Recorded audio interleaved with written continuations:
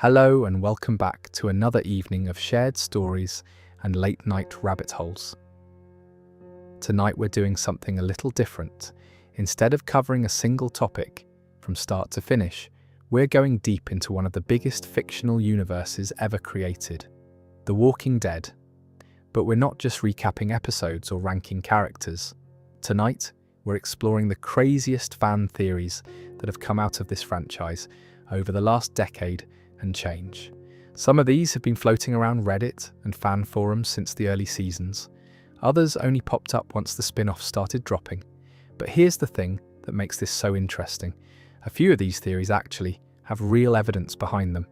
And some of them, whether the showrunners want to admit it or not, might genuinely be true. We're going to cover everything tonight. The origins of the virus and whether it was really an accident. Whether Rick Grimes can actually die. What's happening with the walkers in France and why they're not behaving the way they used to. There's a kid in the Daryl Dixon spin-off who might be the first immune character in the entire franchise. And there's a secret military organisation that's been pulling strings behind the scenes since before Rick even woke up in that hospital. Plenty to get into. But if you like what I do here and want a way to support the channel, consider subscribing down below. For now though, get comfortable, settle in, and let's get started. Before we jump into the theories themselves, I want to set a little context for anyone who's newer to The Walking Dead, or who maybe dropped off during the later seasons and hasn't kept up with the spin-offs. Because the franchise has gotten massive. We're not just talking about one show anymore. The original Walking Dead ran for 11 seasons and 177 episodes between 2010 and 2022. That's 12 years of television. But on top of that, we've had Fear the Walking Dead, which ran for 8 seasons and followed a different group of survivors on the West Coast. We had The Walking Dead World Beyond, a 2-season limited series that dove into the CRM and the politics of the Civic Republic. We got The Walking Dead Dead City, which sends Maggie and Negan to Manhattan. There's The Walking Dead Daryl Dixon, which puts Daryl in France and introduces variant walkers and a potentially immune child. And we got The Walking Dead, The Ones Who Live, a 6-episode miniseries that finally brought Rick and Michonne back together after years of separation. That's hundreds and hundreds of hours of content across 6 different shows, and they all exist in the same universe. Characters cross over, plot threads connect, revelations in one show recontextualize events in another. The Walking Dead has become one of the most sprawling fictional universes in television history, and the fan theories that have come out of it are as diverse and complex as the franchise itself. Some of the theories we'll talk about tonight were formed in the early days, back when the show was just Rick's group surviving in Georgia, and nobody knew where the virus came from or where the story was going. Others are much newer, born from the revelations in the spin-offs, from things we've learned about the CRM and the French lab, and the variant walkers that change everything we thought we knew about the dead. And a few of these theories sit somewhere in between, ideas that started as wild speculation years ago, and have slowly, quietly accumulated enough evidence that they don't seem so wild anymore. I've done my best to fact-check everything against the actual shows, the comics where relevant and confirmed statements from the creators. If a theory has been debunked, I'll tell you it's been debunked and by whom. If a theory has supporting evidence, I'll walk you through exactly what that evidence is and where it comes from. And if a theory is just a fun idea with no real backing, I'll be honest about that too. The goal tonight isn't to convince you that any particular theory is true. It's to explore them, to think about what they mean, and to appreciate how deeply this franchise has gotten under people's skin. So let's begin with probably the most famous Walking Dead fan theory of all time. And honestly, it's been around almost as long as the show itself. The theory is this: Rick Grimes never woke up from his coma. Everything we've watched across 11 seasons of the main show, across Fear the Walking Dead, across World Beyond, Dead City, Daryl Dixon, The Ones Who Live, all of it is happening inside Rick's unconscious mind, while he lies in a hospital bed in King County, Georgia. Now, before you roll your eyes, hear me out, because the people who believe this theory aren't stupid. They've actually got some interesting points. And the setup for it is baked right into the very first episode of the series. Think about how The Walking Dead begins. Rick Grimes, a sheriff's deputy in a small Georgia town, responds to a high-speed police chase involving armed suspects. He and his partner, Shane Walsh, and a couple other officers set up a roadblock and lay down spike strips on the highway. The suspect's car hits the strips, flips off the road, and one of the guys comes out shooting. Rick takes a bullet to the chest. He's wearing his vest so it doesn't kill him, but a third suspect that nobody noticed crawls out of the wreckage and shoots Rick while he's on the ground. This time it puts him in a coma. When Rick opens his eyes again, the world has ended. He's alone in Harrison Memorial Hospital. The hallways are dark. There are bodies everywhere. The IV in his arm is dry. The flowers on his bedside table are dead. And outside, the streets of his town are littered with abandoned cars and the shuffling remains of people who used to be his neighbours. It's the kind of opening that feels like a nightmare, and that's exactly where the theory starts. The people who support this theory point out that Rick's situation when he wakes up doesn't really make medical sense. A human body can survive maybe 3 to 5 days without water. Rick's IV bag is bone dry when he comes to, which means it ran out at some point, and nobody replaced it. He should be dead from dehydration alone, let alone the fact that the hospital is overrun with walkers, and there's nobody around to monitor his condition or adjust his medication. The show gives us a flashback later where Shane visits Rick in the hospital during the early chaos of the outbreak. Shane checks for a heartbeat, doesn't find one, and leaves Rick behind. So for some unknown stretch of time, Rick is lying there, with no care, no fluids, and no protection. Now the show did eventually sort of address this. There's a web series that takes place inside the same hospital during the early days of the outbreak, and it features a doctor named Gail McConis who stayed behind after the military pulled out. She was apparently tending to patients, including potentially Rick, which would explain how he survived long enough to wake up. But that explanation came years after the pilot, and it never appeared in the main show, so a lot of fans don't count it. The coma theory also picks up on the dreamlike quality of Rick's entire journey. He wakes up alone. He wanders through empty streets. He finds his family against astronomical odds. He survives situations that should kill him, over and over and over again. Getting shot, being impaled on rebar, blowing up a bridge while he was standing on it. The man has cheated death more times than any character in television history. And in a show that's famous for killing off beloved characters, without warning, Rick always makes it. The theory says the reason for that is simple. You can't die in your own dream. There's also this interesting moment in Season 8 where the show introduces a flash-forward sequence that fans nicknamed Old Man Rick. In it, Rick wakes up in a bed, looking visibly older, with a long grey beard and a cane. He's in a bright, peaceful version of Alexandria, with Michonne and an older Judith. When that scene first aired, people absolutely lost it. They thought the show was finally confirming the coma theory, that Rick was going to wake up as an old man in a hospital bed, and everything we'd watched would be revealed as a dream. It turned out to be something different.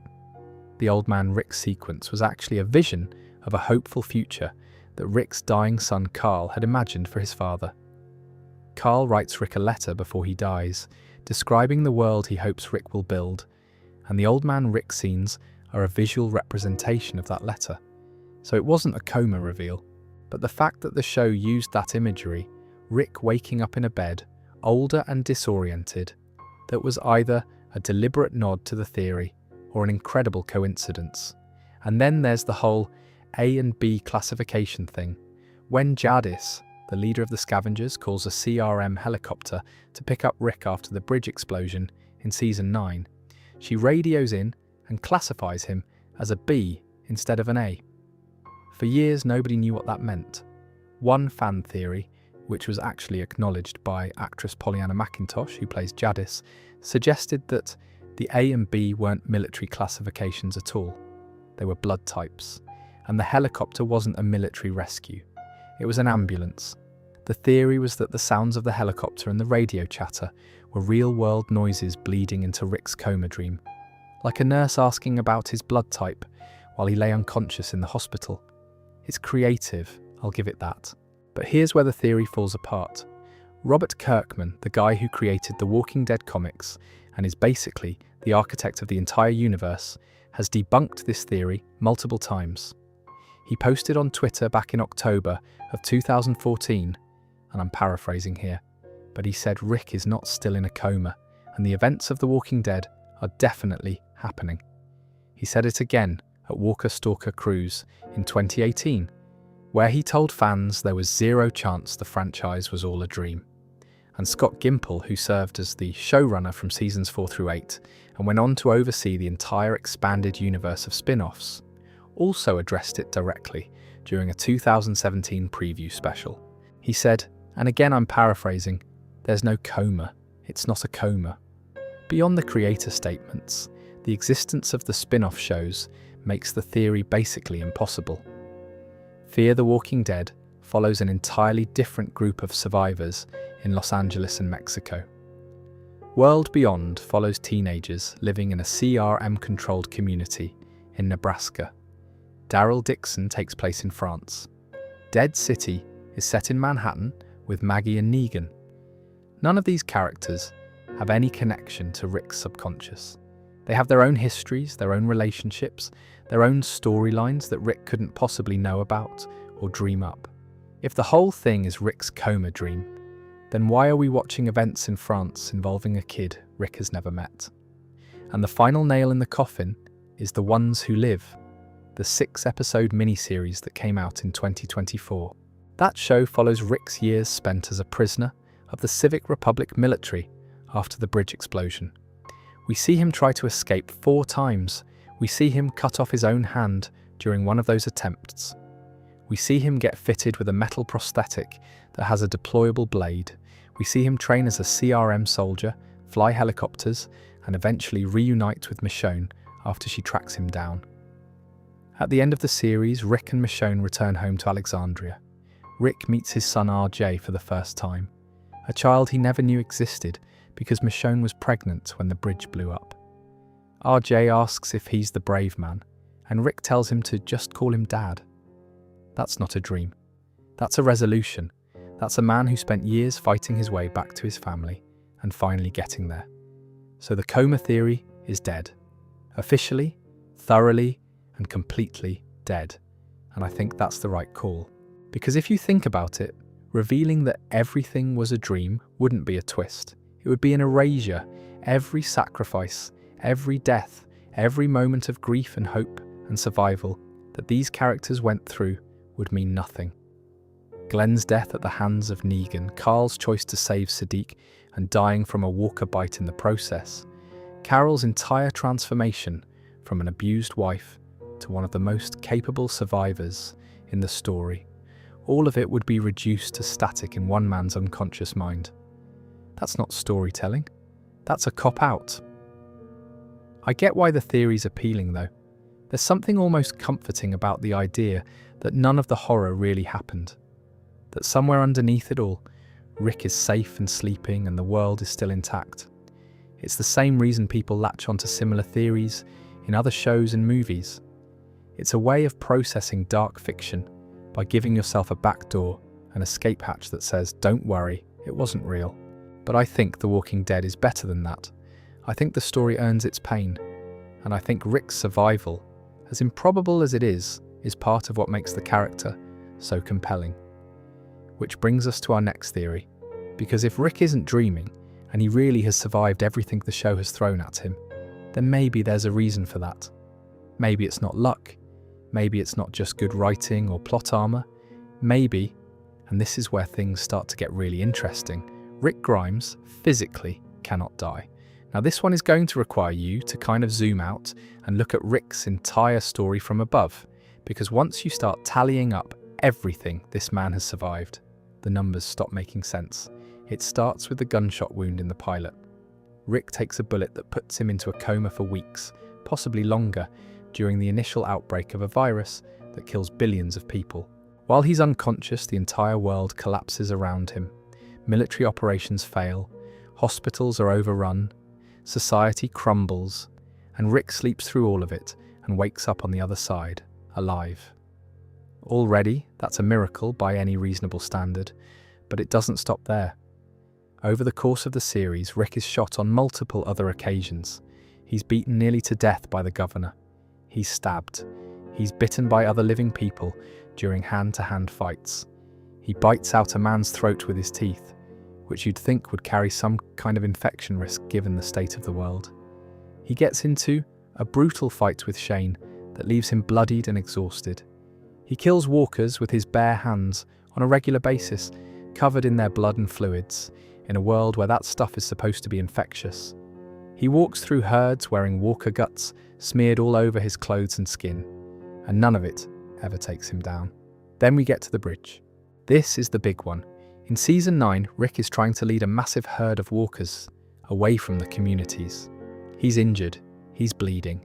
He stumbles onto a bridge that's been rigged with dynamite. Rather than let the herd cross and reach his people, Rick shoots the dynamite and blows himself up while he's standing on it. The bridge collapses, the herd goes into the river, and everyone who sees it happen assumes Rick is dead. Michonne breaks down. Daryl breaks down. They hold a funeral. The show jumps forward 6 years, but Rick isn't dead. A CRM helicopter spots him in the water, pulls him out, and takes him to the Civic Republic. He's badly injured, but alive, again. And here's where The Ones Who Live picks up the story. Over the next several years with the CRM, Rick tries to escape 4 times. During one of those attempts, he cuts off his own hand to get out of restraints. He literally amputates his own limb to try to get home. He loses enough blood that it should be fatal, but it isn't. He gets fitted with a prosthetic hand that doubles as a weapon, and he keeps going. Major General Beale, the leader of the CRM, is actually impressed by Rick's survival record.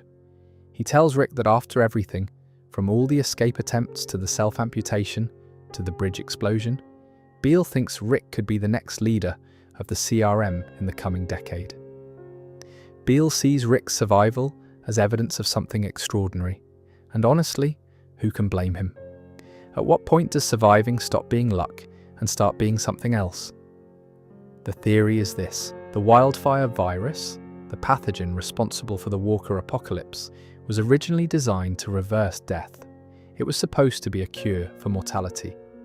And while it failed catastrophically for the vast majority of the human population, turning them into mindless, reanimated corpses, the theory suggests that for a tiny fraction of people, the virus actually works as intended.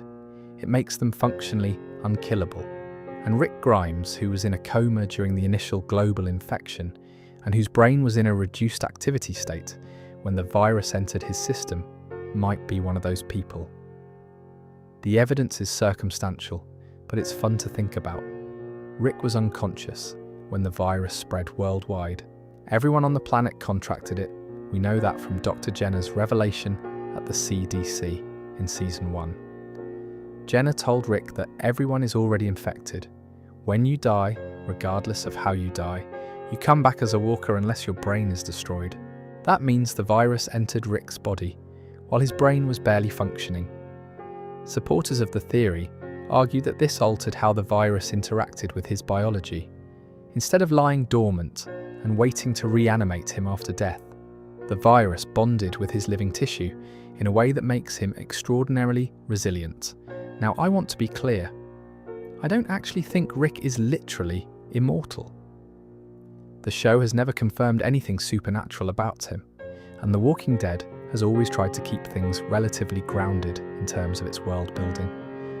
Rick gets hurt, he bleeds, he ages, he's clearly not invulnerable.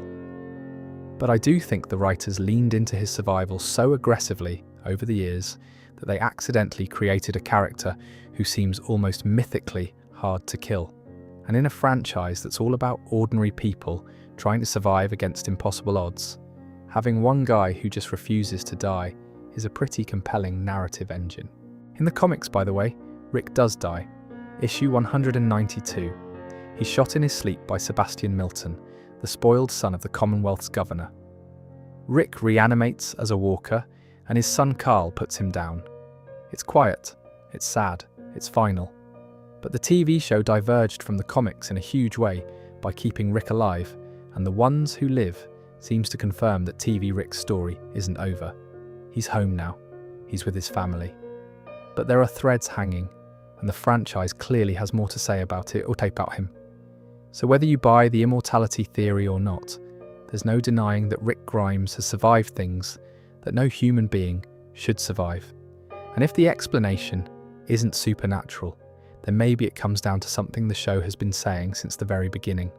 We're the ones who live. Maybe Rick just takes that more literally than anyone else. But okay, let's step back from Rick for a second and talk about the virus itself, because the origin of the Walker Plague is something the franchise avoided answering for over a decade. And when the answer finally came, it was both satisfying and deeply unsettling. For the first 10 years of The Walking Dead, nobody knew where the walkers came from. The show deliberately avoided explaining the origin of the outbreak. Robert Kirkman, the creator, said repeatedly that he didn't think it mattered. The comics ran for 193 issues and never once explained the source of the virus. Kirkman's philosophy was always that The Walking Dead is about the people, not the science. How the dead started walking is less important than what the living do about it. The TV show mostly followed that same approach. The closest we ever got was Season 1, Episode 6, at the CDC headquarters outside Atlanta. Rick's group makes it to the Centers for Disease Control, hoping to find answers, and they meet Dr. Edwin Jenner, the last surviving researcher in the building. Jenner shows them brain scans of the reanimation process. He explains that the virus, whatever it is, shuts down the brain entirely when the host dies, then restarts the brainstem, the most primitive part of the brain. That's what gives walkers their basic motor functions and their drive to feed. But everything that made a person who they were, their memories, their personality, their consciousness, that's gone. The lights come on, but nobody's home. Jenna tells Rick a secret before the CDC is destroyed. Everyone is already infected. You don't need to be bitten. You don't need to be scratched. Every living person on the planet carries the virus, and when they die, they will reanimate. Rick sits on this information for a while before revealing it to the group in the Season 2 finale, and it hits them hard. The idea that there's no safe zone, no clean population, no corner of the world that hasn't been touched by this thing, it changes everything. But Jenner never knew where the virus came from. He could tell Rick what it did, but not where it started. And for years, that's where the mystery sat. Then in December of 2021, the Season 2 finale of The Walking Dead, World Beyond, aired its post-credits scene, and everything changed. The scene takes us to an abandoned biomedical facility in France, a place called La Biomédecine de DMI. A woman, clearly a former researcher, breaks into the dusty, wrecked lab looking for old computer drives. She's desperate to continue the work that was started there. She's trying to find a cure. A man appears behind her with a gun. He knows who she is. He knows what she and her colleagues did. And he tells her flat out, "You started this." He shoots her. She collapses. And then she reanimates in seconds. Not the slow, gradual process we've seen hundreds of times on the show. This is almost instant. And when she comes back, she's different. Faster, stronger, more aggressive. She's a variant, something the franchise hadn't really dealt with before. And the implication of the scene is enormous. The wildfire virus wasn't a natural phenomenon. It wasn't an act of God or a mutation that jumped from animals to humans. It was created in a lab, in France, by scientists who were trying to do something and lost control of it. The Walking Dead. Daryl Dixon later confirmed this when Daryl washes up on the shores of France and encounters the aftermath firsthand. The show includes flashbacks to the earliest days of the outbreak in France and makes it clear that the country is ground zero for the virus. Scientists at DDMI were working on something. The exact purpose is still debated, But when it went wrong globally. Now here's where the fan theory part comes in. One of the most popular theories about the virus is that it wasn't a weapon. It wasn't a bioterror experiment. It was a cure for death. The scientists at the French lab were trying to reverse mortality, to find a way to bring dead tissue back to life. And they succeeded, technically. The virus does reanimate the dead. It does restart brain function. It does make a corpse stand up and move again. The problem is that it only restarts the brainstem, not the higher brain. So instead of bringing people back to life, it brings back their bodies as mindless, hungry shells. There's a timeline that supports this reading. The wildfire virus was discovered by the CDC on April 16, 2010. For months, incidents were scattered and dismissed. The public didn't take it seriously. Reports of people behaving violently after dying, biting others, coming back. They were treated as sensationalist news or urban legends. It wasn't until August 25, 2010 that the CDC officially declared a global pandemic. That's over 4 months of the virus spreading before anyone treated it as a real crisis. During that window, the Primrose team, which was the name of the group of researchers at the French lab, travelled to a conference in Toledo, Ohio, to try to help the Americans prepare. Meanwhile, Dr. Jenner at the CDC was in direct communication with the French scientists, trying to understand what they were dealing with. Both sides were working on solutions, but the French team had a specific approach. They were trying to restart the circulatory system in dead hosts, basically trying to jumpstart the heart and brain in a way that would circumvent the reanimation process or neutralize the zombies. It didn't work. Instead, it created a new strain of the virus that produced variant walkers, faster and more aggressive than the originals.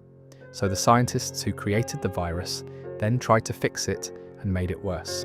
And that's how you get the walker variants that Daryl encounters in France years later. The burners, the ampers, the things that move faster and hit harder than anything Rick's group ever faced in Georgia or Virginia. Those aren't natural evolution. Those are the result of continued human experimentation on a virus that should have been contained and wasn't. I think the reason this theory resonates is because it's the most human explanation possible. It's not aliens.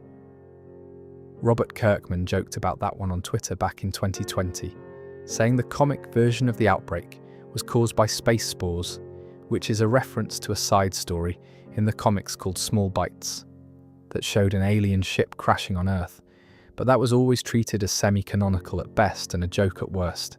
The TV show went in a completely different direction. And the direction they chose, a lab full of well-intentioned scientists who pushed too far and accidentally ended the world, that's the scariest version of the story, because it could happen to us. Think about it. We've seen what happens when gain-of-function research goes sideways. We've seen what happens when institutions fail to contain outbreaks in the early stages. We've seen what happens when warnings are dismissed because they're inconvenient. The Walking Dead took all of those real-world fears and pushed them to their absolute extreme. And the result is a world where the dead walk, not because of some cosmic punishment or alien invasion, but because a group of researchers in France were trying to solve the oldest problem in human history, and they got it wrong. And the worst part is that they kept going, even after the outbreak, even after civilization collapsed, even after billions of people died and came back as walkers. The scientists at DDMI continued experimenting. They kept trying to fix what they'd broken, and every attempt made things worse. That's not just a story about a virus. That's a story about the inability of humans to accept that some things can't be undone. But the virus didn't just create standard walkers. In some parts of the world, it started producing something far more frightening. And that brings us to one of the most disturbing developments in the entire franchise. For the first 10 or so seasons of The Walking Dead, walkers were dangerous mainly because of their numbers. Individually, they were slow, stupid, and decaying. A single walker was barely a threat to anyone who had been surviving for more than a few weeks. They couldn't climb. They couldn't run. They couldn't use tools or open doors, at least not with any kind of intention behind it. The real danger was always the herd. Get enough walkers moving in one direction, and they become an unstoppable force of nature, like a flood or an avalanche made of rotting flesh. But on their own, they were manageable, they were predictable, and over the years they were getting weaker, more decomposed, easier to put down. This actually gave rise to one of the more optimistic fan theories out there. The idea was that if the survivors could just hold on long enough, the walkers would eventually decompose completely. The bodies would fall apart, the bones would crumble, and the threat would end, not with a cure or a war, but simply because dead tissue can't last forever. Give it a few more years of sun and rain and rot, and the walkers would literally melt away. Greg Nicotero, the executive producer and special effects supervisor on the show, actually supported this idea through his work. Each season, the walkers looked more and more decayed. Their skin was falling off, their bones were exposed. Some of them could barely hold themselves together when they walked. It seemed like the franchise was heading toward a natural ending, where the dead simply stopped being a threat. But then Daryl Dixon went to France, and everything we thought we knew about walkers went right out the window. When Daryl washes up on the shores of France at the beginning of his spin-off series, he encounters something he's never seen before. The walkers here are different. Sister Isabel, one of the nuns who rescues him and takes him to the Abbey of St. Bernadette, explains that France has multiple types of walkers, and the ones Daryl is familiar with from America are actually the mildest version. In France, the dead come in varieties. The first type Daryl runs into is the burner. These walkers have some kind of acidic property in their bodies. Their touch literally burns human skin. If you get grabbed by one, the wound doesn't just need stitching, it needs to be cauterized, burned closed, to stop the acid from spreading deeper into your tissue. Isabel tells Daryl that cauterization is the best treatment because otherwise the burn keeps going, eating through flesh, and you can lose a limb or your life from a single touch. These things are walking chemical weapons, but burners are just the beginning. Isabel tells Daryl something that stuck with me when I first watched it. She says that burners are just one kind of zombie in France, just one kind. She says it almost casually, like she's telling him about the weather. Oh yeah, the acid zombies, those are nothing. Wait until you see the rest. The second variant we encounter is the Amper. These are walkers that have been deliberately modified through chemical injection. A French scientist named Dr. Lafleur, working under a woman named Genet, who leads a militant group called the Power of the Living, develops a serum that supercharges walkers. When the serum is injected, the walkers' eyes go black. Visible veins spread across their skin, and they become exponentially faster and more aggressive. They can charge at full speed. They can take hits that would drop a normal walker. Daryl fights one of these things in a gladiator-style arena, and it nearly kills him, even with a weapon in his hand. Jeanette's plan is to use Ampers as weaponized soldiers. She's essentially building a zombie army, which sounds insane until you realize that the raw materials are everywhere. There are more dead people than living ones. If you can control them, even slightly, you have an unlimited military force. The Power of the Living isn't just fighting against other survivor groups. They're trying to use the dead as instruments of conquest. And the terrifying thing is that it works, at least for a while. Janet deploys dozens of chemically enhanced walkers during an assault on the Nest, the stronghold of the Union of Hope that's been protecting Daryl and Laurent. It's one of the most horrifying sequences in the entire franchise, because these walkers don't just shamble toward you. They run, they hit, they fight. And then there's something we see in Dead City, the spin-off set in post-apocalyptic Manhattan with Maggie and Negan. In the sewers beneath the city, they encounter what the wiki calls a walker fusion. It's exactly what it sounds like. Multiple walkers that have somehow merged together into a single organism. The most notable one is referred to as the Walker King, a creature made up of 4 walkers fused into one massive lumbering thing. It's grotesque in a way that even veteran Walking Dead fans weren't prepared for. The show doesn't fully explain how fusions happen, whether it's a biological process or an environmental one. But the implication is that in certain conditions, the virus does things nobody predicted. So here's where the theory comes in. The optimistic version of the future, where walkers decay and humanity waits them out, is dead. Pun intended, because the walkers aren't just decaying. In some parts of the world, they're changing. They're adapting. They're becoming more dangerous, not less. And the question the franchise is now asking is whether the virus itself is evolving, or whether human interference through continued experimentation is driving the mutations. I think it's both. France is ground zero for the outbreak. The scientists at DDMI created the virus there. When the world fell, those same scientists kept working. They tried to fix the reanimation process by restarting the circulatory system in dead hosts. And instead of creating a cure, they created a new strain that reduced reanimation time and increased aggression. That's where burners come from.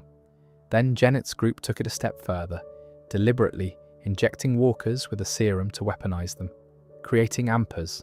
Each layer of human meddling makes the dead more dangerous, but there's also evidence that some mutations are happening naturally, without human intervention. Roamers and lurkers have always behaved differently.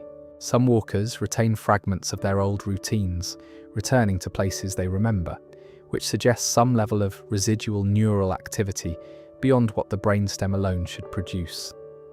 And the fusions in Manhattan aren't the result of lab experiments. They're the result of conditions that exist in the wild. Walkers pressing together in tight spaces over long periods of time. Their decaying bodies literally merging. The bigger picture that the franchise seems to be building toward is this. The wildfire virus isn't static. It's a living thing in its own right, and it's doing what all living things do. It's adapting to its environment. It's finding new ways to propagate. And if that's true, then the timeline Major General Beale laid out in The Ones Who Live becomes even more terrifying. Beale tells Rick during the Echelon briefing that the CRM's modelling shows living people have roughly 14 years left on the planet. Not because of walkers alone, but because of everything. Starvation, disease, the collapse of agricultural systems, and the fact that walkers are potential disease vectors carrying God knows what as they stumble and cook in the sun, ready to transmit it to the living. Beale describes a future where the earth is just a rock cluttered with corpses, rotting into food for the trees. A temporary museum to a species that existed for a blink and then was gone. It's bleak. It's one of the bleakest things any character in the franchise has ever said. But if the walkers are evolving while humanity is declining, then Beale's math might actually be right. And that changes the entire context of the story, from a tale of survival to a countdown. Now, this next theory is a lighter one, and I want to include it because I think it's actually pretty clever, even if it's a stretch. There's a fan theory that's been floating around for years suggesting that each season of The Walking Dead mirrors a major era in human civilization. And when you line them up, the parallels are surprisingly consistent. Season 1 is pure survival. Rick wakes up alone and has to find food, shelter, and people. He's a nomad. He's a hunter-gatherer. There's no structure, no community, no government. It's the earliest and most primitive form of human existence. Season 2 takes place on Herschel's farm. For the first time, the group settles down. They have land. They have crops. They have livestock. They're debating how to live together, how to share resources, who gets to make decisions. It's the agricultural revolution, the transition from wandering to settling. Season 3 introduces Woodbury, a walled town ruled by the governor, a charismatic dictator who hosts gladiatorial combat in an arena and rules through a combination of charm and violence. The parallels to the Roman Empire are pretty hard to ignore. You've got a megalomaniac leader, public entertainment built around death, and a society that looks civilized on the surface but is rotten underneath. Season 4 has the prison epidemic, where a flu sweeps through the group and kills several people. The survivors have to quarantine the sick, burn the dead, and deal with the fear and chaos of a disease outbreak within their own walls. That maps pretty cleanly to the Black Plague and the devastation it caused in medieval Europe. Season 5 gives us Terminus, a community that lures in survivors with promises of sanctuary, and then eats them. Cannibalism. Some fans have connected this to the survival cannibalism that occurred in the early American colonies, particularly Jamestown, where settlers were driven to desperate measures during the starving time of 1609 to 1610. Seasons 6 and 7 introduce Alexandria and the Saviors. Alexandria is a comfortable, insulated community that has no idea how dangerous the outside world really is.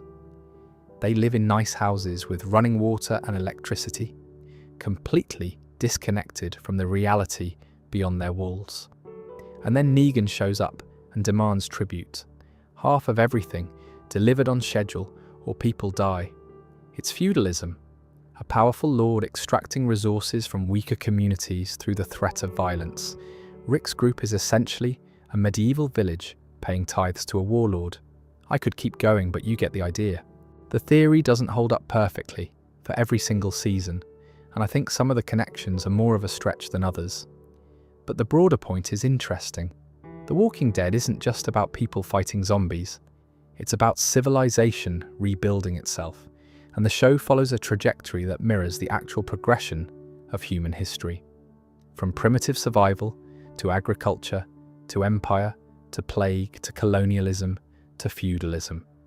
The dead wipe the slate clean, and humanity is essentially starting over, making all the same mistakes in fast forward. I'll be honest, I didn't buy this theory at first, but then I thought about the later seasons and the spin-offs. The Commonwealth, which appears in the final season of the main show, is a large organised society with a class system, a military, and a bureaucratic government. It's basically modern democracy, complete with all the inequality and corruption that comes with it. The Civic Republic, which we see in The Ones Who Live, is a more extreme version, a technocratic state that's willing to commit atrocities in the name of long-term survival. And France in Daryl Dixon is literally ground zero, the place where it all started. And Daryl is there uncovering the original sin of the whole apocalypse. Whether the creators intended this parallel or not, there's something satisfying about it. The idea that the show is secretly retelling the story of human civilization through the lens of a zombie apocalypse gives the whole thing a layer of meaning that goes beyond any individual character or plot point. It suggests that even in the worst possible circumstances, humans will follow the same patterns. We'll build, we'll fight, we'll exploit, we'll destroy, and if we're lucky, we'll learn something before it's too late. But speaking of learning something, there's one character in the franchise who might represent the biggest lesson of all. A kid in France who might be the first person in the entire Walking Dead universe who is immune to the virus. And if he really is what people think he is, it changes everything. His name is Laurent Carrière, and his story begins in the earliest days of the French outbreak. Laurent's mother, a woman named Lily, was bitten by a walker while she was still pregnant. In the confusion and horror of the initial collapse, Lily and her sister Isabelle fled Paris together, trying to reach safety. They ended up at the Abbey of Saint Bernadette, a monastery where a group of nuns had fortified themselves against the dead. But by the time they arrived, it was too late for Lily. The bite had done its work. She died, and then she came back. Here's where it gets wild. The nuns restrained Lily's reanimated body, while a priest performed an emergency surgery, cutting Laurent free from his mother's womb. This wasn't a living woman giving birth. This was a walking corpse being operated on. Laurent was pulled from the body of a walker, born in the most nightmarish circumstances imaginable. And yet he was alive. He was healthy. He was, by all appearances, completely normal. The nuns didn't see it as normal, though. They saw it as a miracle. A baby born from death itself, alive and breathing in a world where the line between life and death had been destroyed. They called him a Messiah. They believed he was prophesied by a Buddhist monk years earlier, destined to be the one who would save humanity from the apocalypse. And while that might sound like religious fervour clouding judgment, what happens later in the show gives it some weight. In Season 1, Episode 4 of Daryl Dixon, there's a scene that changed the whole conversation around Laurent. Daryl and Laurent are separated in the catacombs beneath Paris. Daryl is behind a locked gate. Laurent is on the other side, standing in the open, completely exposed, and a herd of walkers is heading straight for him. Daryl is losing his mind. He's screaming at Laurent to run, to hide, to do anything. But Laurent doesn't move. He just stands there, watching the walkers approach, and they walk right past him. Not through him, not over him, past him, like he isn't there, like they can't see him, or can't sense him, or simply don't register him as living. They move around him the way water moves around a rock, and Laurent is completely untouched. He even throws a look at Daryl, almost calm, almost like he's saying, "Yeah, I know, this is what I am." There's no explanation given in the episode. Laurent didn't cover himself in walker guts the way the characters have done before to camouflage their scent. He didn't do anything. He just existed, and the walkers ignored him. And the only theory that makes sense based on what we know about his birth is that Laurent carries the virus in a way that makes him indistinguishable from the dead. His biology was altered in the womb. The wildfire virus entered his system before he was born, while his mother was actively turning, and instead of killing him or reanimating him, it integrated into his living tissue. He's infected, but he's alive, and to the walkers, he reads as one of them. If that's true, Laurent isn't just a miracle in the religious sense. He's a biological anomaly. He's the first person in the entire franchise who might be genuinely immune to the wildfire virus. And in a world where every single human being is infected and destined to reanimate after death, regardless of how they die, a person who carries the virus without being destroyed by it is the most important person on the planet. Now, there's some precedent for this in the broader franchise, although nothing as definitive as what we see with Laurent. In Fear the Walking Dead, Alicia Clark was bitten by a walker and somehow survived for 4 months. Every other character who's been bitten in the show dies within 48 hours at most, usually much faster, but Alicia held on.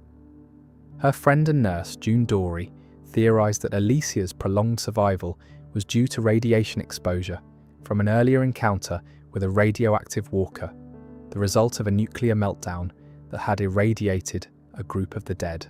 June thought the radiation weakened the secondary infection enough for Alicia's immune system to fight it off. Whether Alicia ultimately survived her bite is left somewhat ambiguous, but the fact that she lasted as long as she did proves that the virus doesn't affect everyone identically. Laurent's case is different though, because he didn't get bitten. He was born with the virus already in his system. His exposure wasn't external, it was prenatal. And that's what makes the theory so compelling. If you wanted to design an immune human being in a lab, one who could carry the virus without being harmed by it, the mechanism Laurent's story describes is actually plausible within the show's internal logic.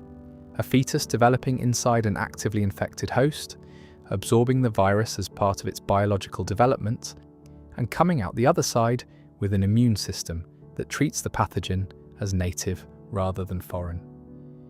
The parallels to The Last of Us are obvious and I think intentional. In that franchise, Ellie is immune to the cordyceps infection because her mother was bitten just before giving birth. The infection entered Ellie's system during delivery and she developed a natural immunity. Laurent's backstory is essentially the same mechanism, adapted for the wildfire virus.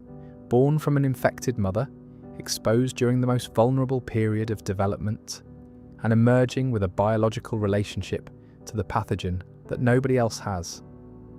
Daryl doesn't fully understand what Laurent is for most of the first season.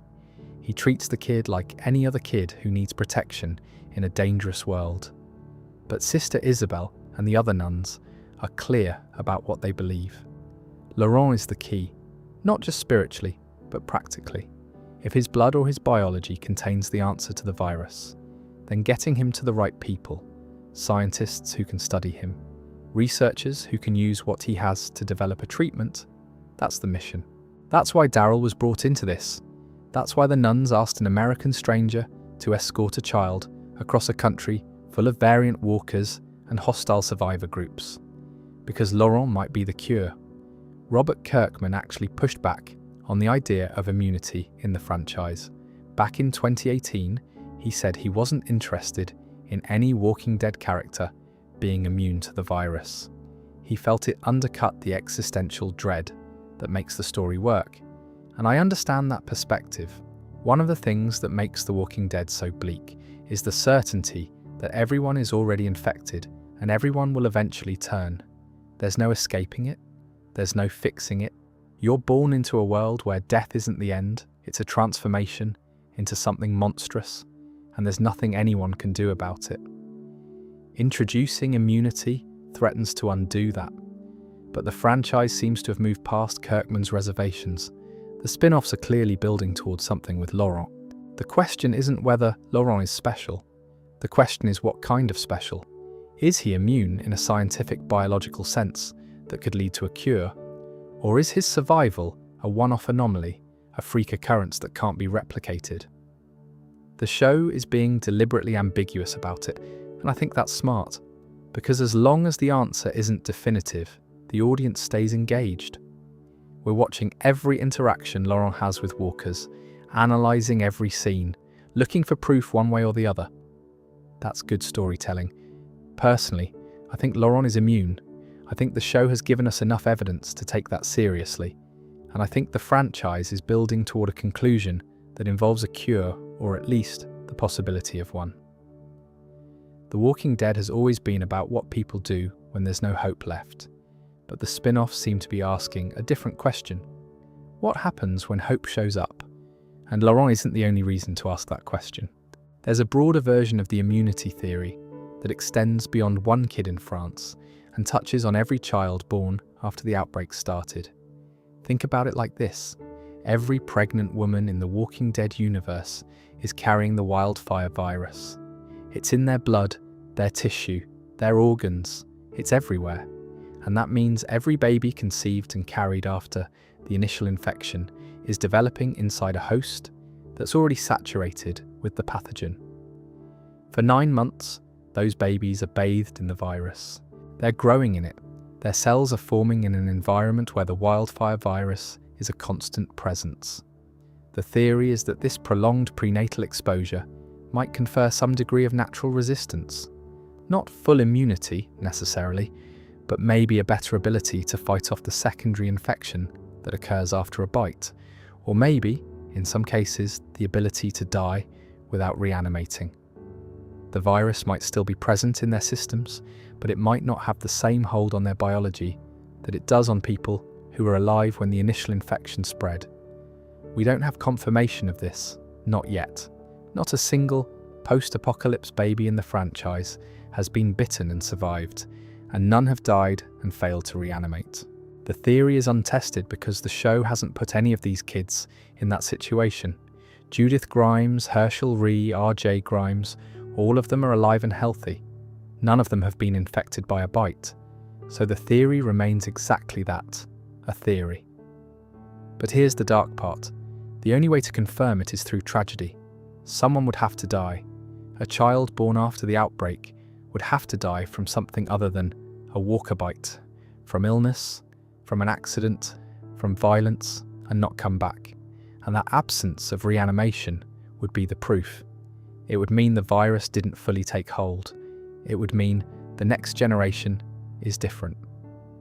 I don't know if the show will ever go there. It's an incredibly dark thing to depict, especially with characters we've watched grow up over the course of the series. Judith has been on screen since she was a baby, literally born at the prison in season 3. Watching her die to prove a theory would be devastating. But The Walking Dead has never shied away from devastating. And if the franchise wants to tell a story about the future, about what comes after the apocalypse, the biology of the next generation is the single most important variable. There's actually a moment in the comics that touches on this obliquely. In the final issue, we see an adult Carl Grimes raising his daughter Herschel in a world where walkers are no longer an everyday threat. Some are still out there, kept behind fences, used as curiosities and reminders. But civilization has been rebuilt. People live in houses again, they have jobs and schools and government, and none of that would be possible if every death still resulted in a walker. The implication is that either the virus weakened over time, or the new generation found a way to live with it. The comics never explain the mechanism, but the fact that life goes on suggests that something changed. In the TV universe, that something might be Laurel, or it might be a whole generation of kids born with resistance they don't even know they have. Either way, the hope that the franchise is building toward isn't about killing all the walkers. It's about outgrowing them, about evolving past the virus, the way humanity has evolved past every other plague in history. Not by defeating it, but by adapting. And speaking of the people who claim to be saving humanity, we need to talk about the Civic Republic military. Because if there's one group in this franchise that should terrify you more than the walkers, more than the saviors, more than anyone we've ever seen on screen, it's the CRM. And the things they've done in the name of survival would make Negan's worst day look like a disagreement at a neighborhood barbecue. The CRM first appeared in the franchise as a mystery. Black helicopters showing up at odd moments. A woman named Jadis making radio calls about picking up A's and B's. Rick being flown away on a helicopter after the bridge explosion. Disappearing from the main show for years with no explanation of where he went or who took him. For a long time, the CRM was the biggest unanswered question in The Walking Dead. Who were they, what did they want, and why were they operating in secret while communities like Alexandria, the Hilltop, and the Kingdom were struggling to survive? The ones who live answered those questions, and the answers are worse than anyone expected. The Civic Republic is a city, a real functioning walled city somewhere in the northeastern United States, later confirmed to be in Philadelphia. It has a civilian population. It has a government, the Civic Republic Council, that was originally intended to operate democratically. It has infrastructure, agriculture, schools, electricity, running water. On the surface, it's the most successful survivor community in the franchise. It's proof that civilization can rebuild. It's hope made concrete, but underneath the civilian government is the CRM, the military arm that operates independently and in secret. The CRM doesn't answer to the council. The council doesn't even know what the CRM does outside the walls. And what the CRM does is monstrous. Here's what we learned during the Echelon briefing, a classified presentation that Major General Beale gives to Rick after years of evaluating whether Rick can be trusted with the truth. And I'm going to lay this out piece by piece, because the scope of what the CRM has been doing is staggering. First, the CRM destroyed Omaha and its campus colony. Not walkers, not raiders. The CRM. A community of thousands of innocent people wiped out by the organization that was supposed to be protecting them. Beale admits this to Rick directly. Omaha didn't just die, he says. We destroyed it, along with its campus colony. And the reason, according to the CRM's logic, was strategic superiority and resource acquisition. They killed thousands of people to take their stuff and eliminate a potential competitor. Second, the CRM was planning to destroy Portland, their last remaining alliance partner. Portland was part of an alliance of 3 communities, Portland, Omaha, and the Civic Republic, that were supposed to be working together to rebuild. The CRM had already wiped out Omaha. Now they were going to gas Portland's population and liquidate the city. But before doing that, they planned to evacuate approximately 10% of the children. The CRM had embedded operatives in Portland's school system for years, living under false identities, positioning themselves to extract kids when the time came. They would airlift selected children away from 3 school sites before the gassing began. Michonne witnesses the frontliner briefing where all of this is laid out. She sits in an auditorium watching a presentation about something called the Child Evacuation Protocol. The presenter explains that bubble windows will be in blackout so the children won't see or hear what's happening to their city. He gives advice on handling the children's trauma afterward and the trauma the participating forces will experience. Michonne watches this and is visibly horrified. She's looking at slides of children's faces, projections and drop zones, and she's hearing military officers discuss the logistics of murdering an entire city while saving a hand-picked fraction of its youngest residents. It's one of the most disturbing sequences in the entire franchise because it's presented with bureaucratic detachment. These aren't villains cackling over their evil plan. These are administrators running through a PowerPoint about genocide. Third, the CRM has spies embedded in communities across the continent and potentially around the world. Their purpose is to monitor other groups, sabotage them when necessary, and influence their politics. Beale tells Rick this matter-of-factly, like it's a reasonable thing to do. The CRM has been watching everyone. They know where the survivors are, they know how strong they are, and they've been manipulating them from the inside for years. Fourth, the CRM used to supply test subjects for scientific research in labs they ran. That's a euphemism for human experimentation. They were taking people they classified as A's, people with leadership qualities and the willingness to die for what they believe in, and using them as guinea pigs. The A and B classification system that confused fans for years was actually a method of sorting human beings into categories of usefulness. A's were too dangerous to integrate but valuable for research. B's were compliant enough to be used as labour. Jadis was part of this system long before she delivered Rick to the CRM. She explains to Rick that when the Scavengers, her group of junkyard survivors, were still active, the CRM approached them with a deal. If the Scavengers found lost souls out in the world, people who needed saving, they would hold those people and hand them over to the CRM in exchange for supplies. If they found threats, they'd hand those over too.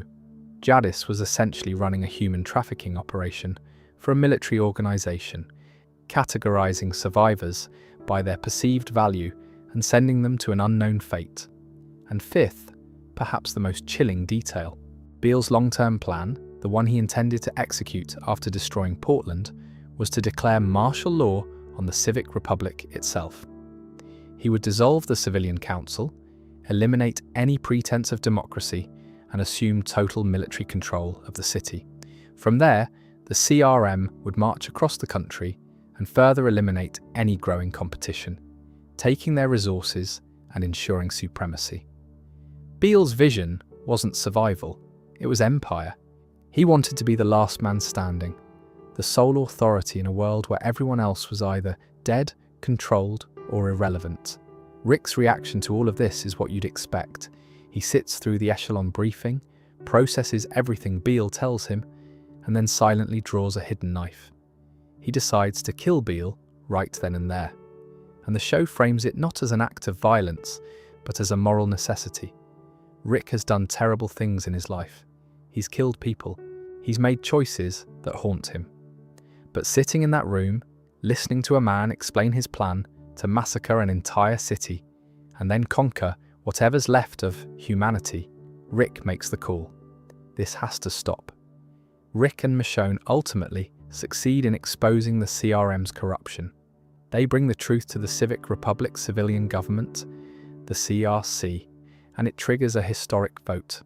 The CRC overturns CRM guidance, strips the military of its autonomous authority, and establishes free movement for citizens. People are allowed to leave the city for the first time. The CRM's priority shifts from dominance to assistance. In the final scenes of The Ones Who Live, CRM helicopters are shown flying supplies to help other communities rather than surveilling or destroying them. Rick and Michonne return home to Alexandria and reunite with their children. It's one of the most hopeful endings in the franchise. But the theory goes deeper, because the question fans are asking now is how much of what the CRM did was truly exposed. How many communities were destroyed before Omaha? How many people were taken for experimentation? How deep does the spy network go? And did any of the CRM's factions survive the civilian takeover?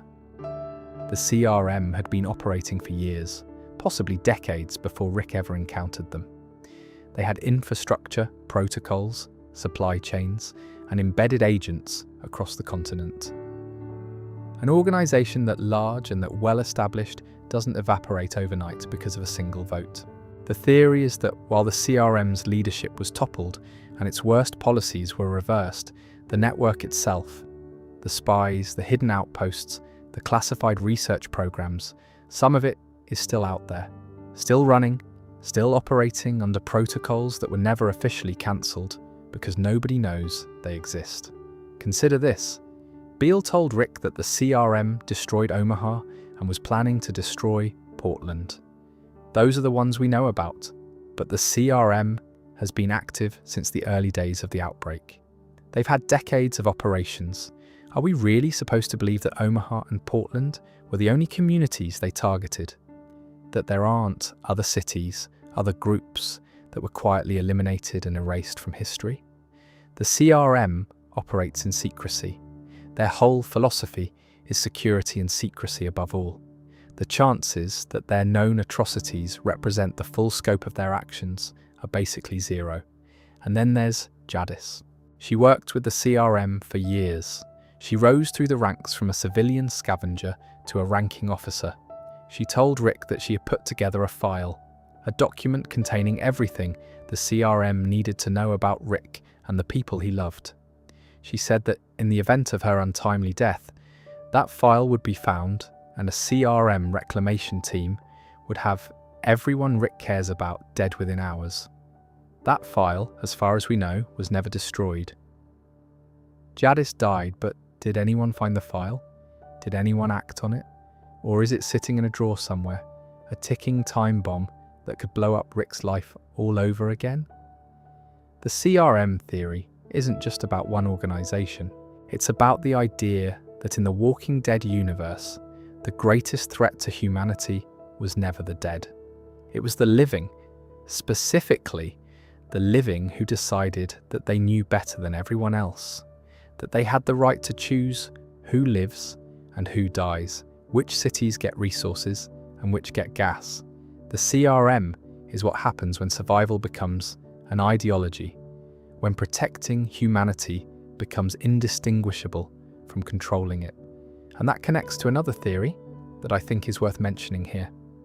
The idea that the wildfire virus could have been contained in its earlier stages, but someone, whether through incompetence or deliberate choice, allowed it to spread.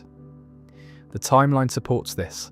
The virus was discovered by the CDC on April 16, 2010. For over 4 months, cases popped up sporadically around the world. There were reports of violent behaviour, of people dying and coming back, of attacks that didn't fit any known medical pattern. Media outlets covered some of it, but the stories were dismissed as sensationalism. The public didn't take it seriously. And the institutions that should have been sounding the alarm, the CDC, the French researchers who created the virus, the governments that were monitoring the situation, they moved too slowly. The Primrose team at DDM, I knew what they had created. They travelled to the United States to attend a conference in Toledo, Ohio, to prepare Americans for what was coming. But they were also trying to cover their tracks. They were the ones responsible. And in the chaos of the outbreak, the question of accountability got buried under the bodies. 4 months, from discovery to pandemic. In our own world, we've seen what a delayed response to a novel pathogen looks like. We've seen the cost of dismissed warnings and institutional inertia. The Walking Dead took that reality and pushed it to its most extreme conclusion. And the result is a world where 8 billion people died because a small group of scientists couldn't contain what they'd created, and a bureaucratic system couldn't respond fast enough to save anyone. Whether the delay was deliberate or accidental is something the franchise hasn't fully answered. But the implication is clear. The outbreak wasn't an unavoidable natural disaster. It was a failure of human systems at every level. The scientists who created the virus kept it secret instead of raising the alarm immediately. The CDC, when it finally became involved, was communicating with the French lab, but didn't have enough information or authority to force a quarantine. World governments, busy with their own politics and priorities, dismissed the early reports as isolated incidents, and by the time anyone took it seriously, it was already everywhere. The virus was airborne, it was in the water supply, it was in every living person on the planet. There was nothing left to contain. There's a line from Dr. Jenner in season 1 that I keep coming back to. He tells Rick that the French were the last ones to hold out, and he lost contact with them in October 2010. That means the French lab, the place where the virus was created, was also the last functioning research facility in the world. They outlasted the CDC, they outlasted every other institution, and they still couldn't stop it. That detail buried in a single line of dialogue from a character who appears in only 2 episodes retroactively becomes one of the most important pieces of information in the entire franchise once you know what World Beyond and Daryl Dixon reveal about France. And that might be the scariest theory of all. Not that the dead are walking, but that we could have stopped them and didn't. Now I want to shift the tone a bit. We've been in pretty heavy territory for a while, talking about secret military conspiracies and the end of civilization and weaponized zombies. So let's take a breath and explore a few theories that are a little lighter, a little weirder, and in at least one case kind of hilarious. This first one is probably the simplest fan theory in the entire Walking Dead fandom, and it's also one of the most convincing. The theory is this: the reason walkers are constantly sneaking up on the characters, the reason people who have survived years in the apocalypse somehow can't hear a groaning, shuffling corpse approaching them from 10 feet away, is because every single survivor has significant hearing loss from years of firing guns without ear protection. Think about how many times you've watched this show and screamed at your screen because someone didn't hear a walker right behind them. It happens constantly. A character will be having a quiet conversation, or searching a building, or just standing around, and a walker will appear out of nowhere, grab them, and nearly kill them. It's one of the most common tropes in the series, and it drives people crazy. How can trained survivors, people who have been killing walkers for years, people who are constantly on guard, fail to hear something that is literally moaning and dragging its feet across the ground? The theory says the answer is obvious. They're partially deaf. These people have been firing rifles, shotguns, and handguns on a near daily basis for years, sometimes decades. They fire indoors. They fire in enclosed spaces. They fire next to each other's heads during ambushes and firefights. They never, not once, wear hearing protection. In the real world, sustained exposure to gunfire without ear protection causes permanent hearing damage. A single gunshot can produce noise levels of 140 to 170 decibels. That's enough to cause immediate, irreversible damage to the inner ear. Now imagine experiencing that level of noise hundreds or thousands of times over the course of several years. The survivors would be functionally hard of hearing at minimum, and possibly severely deaf.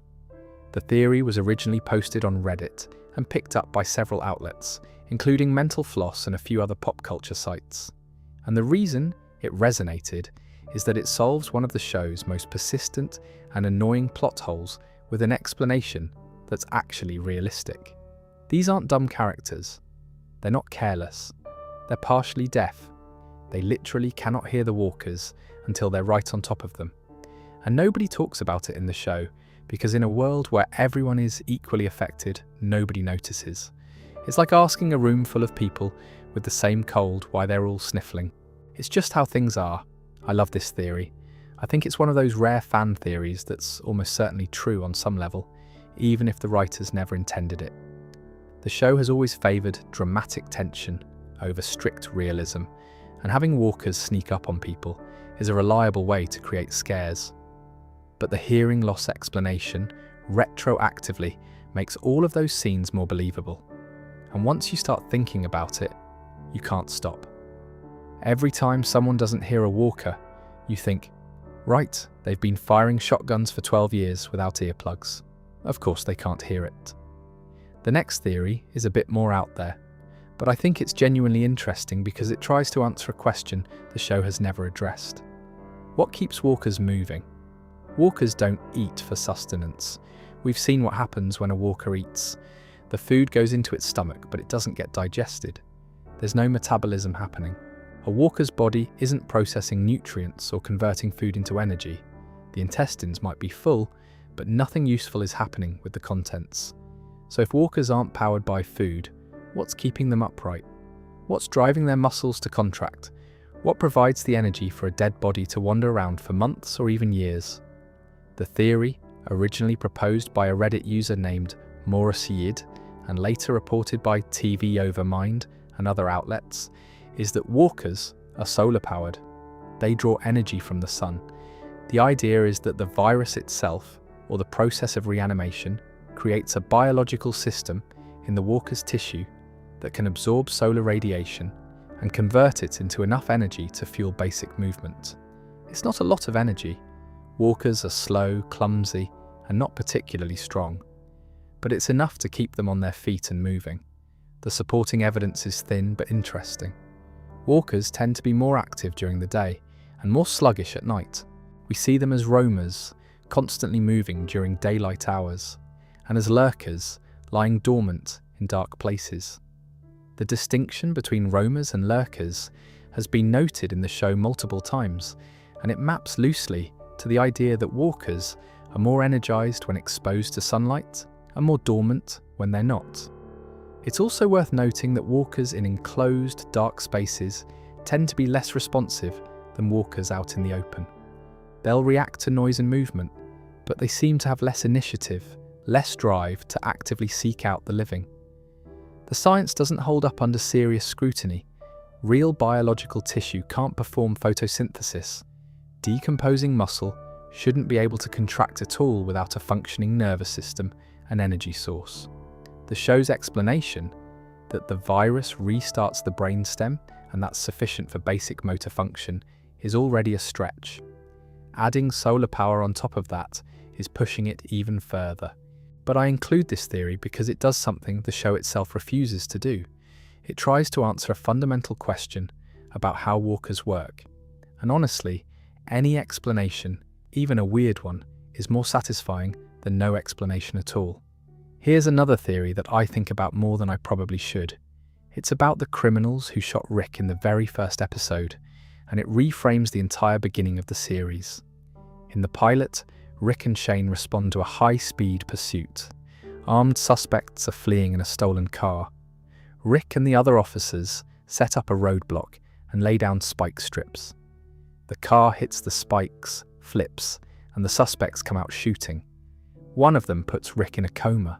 We're told the suspects were wanted for grand theft auto, assault with a deadly weapon, assault on a police officer, and assault with intent to murder. Standard criminal charges, standard police encounter. The show presents it as Rick's bad day at work, the thing that puts him in the hospital and causes him to miss the end of the world. But one fan theory asks a question that changes everything. What if those criminals weren't just fleeing the police? What if they were fleeing something else? Here's the timeline. Dr. Jenner tells us that the first reports of the wildfire virus began 194 days before Rick woke up. The actual outbreak, the point where everything collapsed, happened 63 days before Rick opened his eyes. That means the virus was being documented for over 4 months before the world fell. And somewhere in that window, Rick got shot. We don't know exactly when Rick was hospitalized relative to the outbreak. We know he was in a coma for a while, but the show never gives us a precise number of days or weeks. What we do know is that early reports of the virus included scattered incidents in multiple states. In Fear the Walking Dead, we hear Tobias tell Madison Clark about incidents in at least 5 states the day before Los Angeles collapses. If similar incidents were happening elsewhere, including in Georgia, then it's plausible that the criminals who shot Rick had encountered a walker before the police pursuit. Think about it. 3 guys in a car, wanted for increasingly violent crimes, driving erratically and shooting at anyone who tries to stop them. That's not normal criminal behaviour. That's survival behaviour. That's the behaviour of people who have seen something so terrifying that they're willing to kill anyone who gets in the way of them getting as far away as possible. What if these guys weren't career criminals on a crime spree? What if they were ordinary people who ran into something inexplicable, a dead person walking, a neighbour or a stranger who died and then got back up? And they panicked. They stole a car. They ran. And when the police tried to stop them, they fought back with lethal force because, in their minds, the threat was so much bigger than a traffic violation. There's no way to confirm this. The show has never addressed it, and almost certainly never will. But the timeline doesn't contradict it. In fact, the timeline supports it. Rick was shot during a window when early incidents of the virus were occurring around the country, before anyone understood what was happening. If a walker turned up in a small Georgia town and attacked someone, it wouldn't make national news. It wouldn't trigger a CDC response. It would be a weird, violent incident that got filed away as a crime, and the people who witnessed it, if they survived, would have no frame of reference for what they'd seen. They'd just run. I think this is one of those theories that'll never be proven or disproven, and I think that's fine. It doesn't change the plot. It doesn't alter any character's arc, but it adds a layer of tragedy to Rick's story that I find compelling. Rick didn't get put in a coma by random criminals. He got put in a coma by the first victims of the outbreak, people who had already seen the future and were trying to outrun it. And Rick, standing on that highway with his badge and his gun, had no idea what was about to happen to the world. He was trying to uphold the old rules, and the old rules were already dead. Now there's one more wildcard theory I want to throw in here, and it's one that I think deserves more attention than it gets. It's the theory that walkers don't need to eat at all, that the feeding behaviour isn't about sustenance, but about something else entirely, a remnant behaviour, a ghost of what they used to be. We know from Dr. Jenner's explanation that the virus restarts only the brainstem, the most primitive part of the brain. The brainstem controls basic functions: breathing, though walkers don't really breathe in a meaningful way, heartbeat, which walkers don't have, and the fight or flight response, which in walkers manifests as aggression toward anything living. But the brainstem also governs hunger, not the complex emotional relationship with food that the higher brain manages, but the raw primal drive to consume. The theory suggests that walkers eat because the virus triggers the hunger response in the brainstem, not because they need the calories. The food does nothing for them. It sits in their stomachs and rots along with everything else. But the drive to eat is hardwired into the most ancient part of the human brain, and the virus exploits it. It's not nourishment, it's compulsion. The walkers are driven to consume, not because it keeps them going, but because the virus benefits from the act of biting and feeding. Every bite is a transmission event. Every attack is the virus spreading itself to a new host. The feeding behaviour isn't for the walker's benefit, it's for the virus's benefit. If this is true, it means the wildfire virus is even more sophisticated than anyone realised. It's not just reanimating the dead, it's using the dead as vectors, puppeting them toward the living to ensure continued transmission. The walkers aren't just monsters, they're delivery systems. They're the virus's way of getting from one host to the next.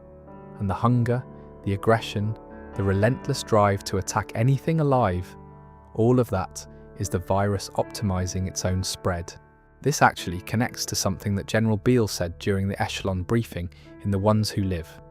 He told Rick that the CRM scientists had modelled the long-term trajectory of the virus, and their projections were dire. Beale described walkers as potential vectors for new diseases, carrying bacterial and viral loads that could mutate and spread to the living through any kind of contact. He talked about 1 billion Petri dishes stumbling around in the sun, cooking and transforming into who knows what. That description, 1 billion Petri dishes, is haunting because it reframes the walker threat entirely. The danger isn't just the teeth and the grabbing hands. The danger is what the walkers are becoming as they decompose and interact with the environment. Every walker is a mobile incubator for pathogens that didn't exist before the outbreak. And as time goes on, the risk of a secondary pandemic, something born from the rotting bodies of the first one, grows exponentially. If the feeding behaviour theory is correct, and the virus deliberately drives walkers to attack the living for transmission purposes, then the virus is essentially engineering its own future. It created the walkers as carriers, it programmed them to seek out the living, and now it's using their decaying bodies as laboratories for new mutations. The virus isn't just surviving, it's evolving. It's building the next generation of threats on the backs of the first one. And the living, for all their ingenuity and resilience, are racing against a biological clock they might not even be aware of. That's a dark thought to go to bed on, so let me lighten the mood just a touch before we keep going. Because there's actually one more thing I want to talk about before we get into the really meaty philosophical theories, and it involves a character who divided the entire fan base in half, and who, depending on your perspective, was either the franchise's greatest villain or its most misunderstood leader. We're talking about Negan, and we're talking about whether he might have been right all along. Now, before anyone comes for me in the comments, I want to be clear about what I mean. Negan is not a good person. He beat Glenn to death with a baseball bat in front of Glenn's pregnant wife. He did the same to Abraham. He terrorized communities, forced people into servitude, kept a harem of wives who were there under varying degrees of coercion, and ran his operation through fear, intimidation, and public displays of extreme violence. He is, by any reasonable moral standard, a monster. I'm not arguing otherwise. But here's the theory, and it's one that's been kicked around by fans for years now. If you strip away the brutality, if you set aside the bat and the leather jacket and the smug grin, and just look at the structure of what Negan built, you find something uncomfortable. The Saviors worked as a system of governance, as a model for post-apocalyptic survival. The Saviors' operation was arguably the most effective and organised community we see in the original series. The Sanctuary had manufacturing, they had agriculture, they had supply lines running to multiple satellite outposts. They had a military hierarchy with clear chains of command. They had rules, and those rules were enforced consistently, even if the enforcement was brutal. Every community under Negan's control paid tribute, half of their supplies delivered on a schedule, and in exchange, the Saviors provided protection. They killed walkers, they maintained roads, they kept the peace, at least their version of it. Compare that to Alexandria in the early days. When Rick's group first arrived in Season 5, Alexandria was a community of well-meaning people living behind walls they barely knew how to defend. They hadn't faced real threats. They hadn't lost many people. They were, as Rick put it, lucky, and that luck was running out. Alexandria nearly fell multiple times to the wolves, to walker herds, to internal incompetence. The people there were good, but they weren't prepared. The hilltop was similar. Gregory, their leader, was a coward and a collaborator. He had no military capability to speak of. When the Saviors showed up demanding tribute, the hilltop folded immediately, because they had no other option. The kingdom had Ezekiel, a good man with a good heart, but one who maintained peace through an elaborate performance, including a pet tiger, rather than through any real strategic strength. All of these communities survived in spite of their leadership, not because of it. Negan's sanctuary, for all its horrors, didn't have that problem. It survived because of its leadership. Negan was brutal, but he was also organised. He understood logistics, resource management, and the psychology of control. He kept the lights on, literally. The sanctuary had generators, workshops, a commissary, and a point system that incentivized labour. It was a functioning economy in a world where most communities were one bad week away from collapse. The theory extends to Negan's philosophy of violence too. Negan's signature move, killing one person in a dramatic public fashion to demonstrate the consequences of defiance, was horrific, but it was also strategic. By making an example of one person, he prevented larger-scale conflict. Communities submitted after seeing what happened to Glenn and Abraham. They didn't fight back because they understood the cost, and while that meant living under tyranny, it also meant not dying in a war. The body count under Negan's rule, per capita, was arguably lower than it was during the extended conflicts that came after Rick's group decided to resist. I want to be careful here, because I don't want to sound like I'm endorsing what Negan did. I'm not. The show is pretty clear that his system was morally bankrupt and ultimately unsustainable. That's proven when multiple lieutenants betrayed him.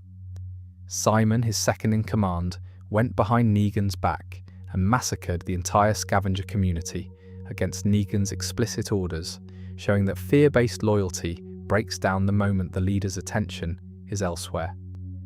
Dwight, one of his most trusted soldiers, defected to Rick's side because the personal cost of living under Negan's rule became unbearable. The system worked until it didn't, and when it stopped working, it fell apart fast. But the question the show asks, and the question this theory forces you to grapple with, is whether Rick's idealism was actually better.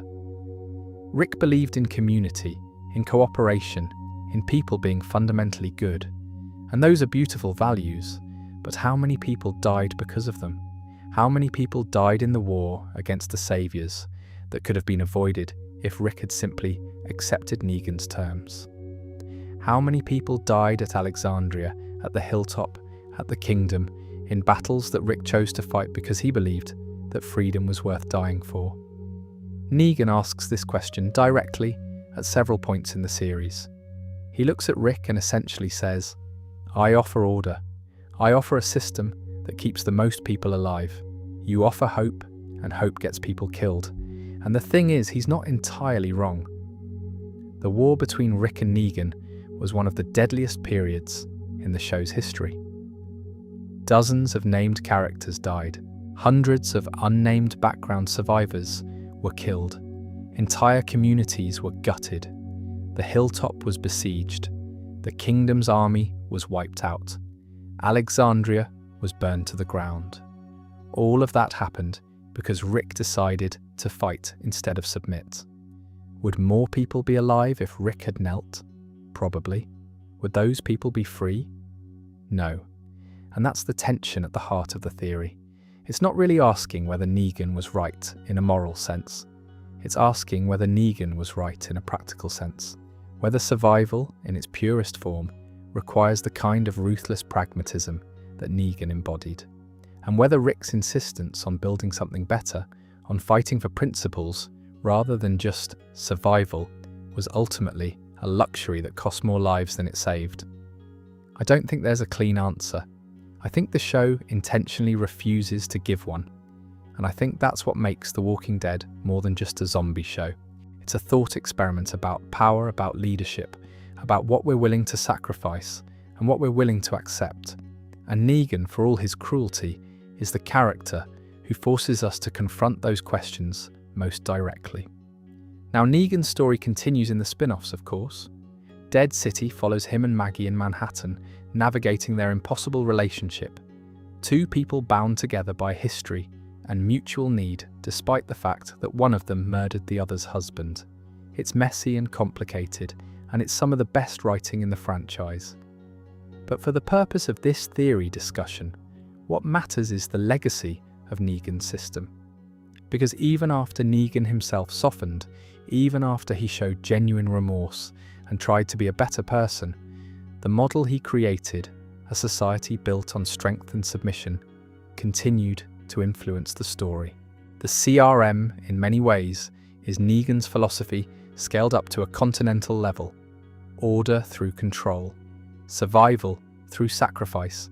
The greatest good for the greatest number, determined by the people with the most power. Let's shift to one final theory before we start winding down. And this one, I think, is the most beautiful idea any fan has ever had about The Walking Dead. It's the theory that the entire story, everything we've watched across all these shows and all these years, is being told by an older Carl Grimes. In the comics, the final issue, number 193, jumps forward in time. We see Carl as an adult, living on a farm, raising his daughter Herschel. The world has been rebuilt. Walkers still exist, but they're rare, kept behind fences, treated as curiosities rather than existential threats. Civilization has returned. People have homes and jobs and schools, and the issue is framed as Carl telling his daughter the story of his father, the story of Rick Grimes. The implication is that everything we read across 193 issues of the comic was Carl's version of events, his memories, his perspective on what happened, the heroism he saw in his father, the sacrifices he witnessed, the people who lived and the people who died. All of it filtered through the lens of a boy who grew up in the apocalypse and came out the other side with a story worth telling. The TV series doesn't adapt this ending directly, mostly because Carl died in Season 8, killed off in a decision that remains controversial to this day. In the show, Carl is bitten by a walker while helping a stranger named Siddiq, and he dies surrounded by his family. He's 13 years old. It's one of the most emotionally devastating moments in the entire series, partly because Carl's death feels preventable, and partly because it cuts short the future that the comic spent years building toward. But even though TV Carl is gone, the spirit of this theory lives on through Judith. In the series finale of The Walking Dead, Judith Grimes stands on the walls of the Commonwealth and looks out at the world. She delivers the show's final line, one that echoes what Rick told Michonne years earlier: "We're the ones who live." And in that moment, the camera pulls back and the show ends. Not with Rick, not with Daryl or Carol or Negan, with Judith, a child born in the apocalypse, standing at the edge of a rebuilt world, carrying her father's legacy and her brother's spirit. Judith is the TV version of what Carl was in the comics. She's the bridge between the old world and the new one. She's the generation that was born into horror and somehow came out of it with hope. And if there's a narrator for the TV version of The Walking Dead, it's her. She's the one who will tell her children and her grandchildren about the bridge explosion and the Savior War and the fall of the CRM. She's the one who will make sure that the people who fought and died are remembered.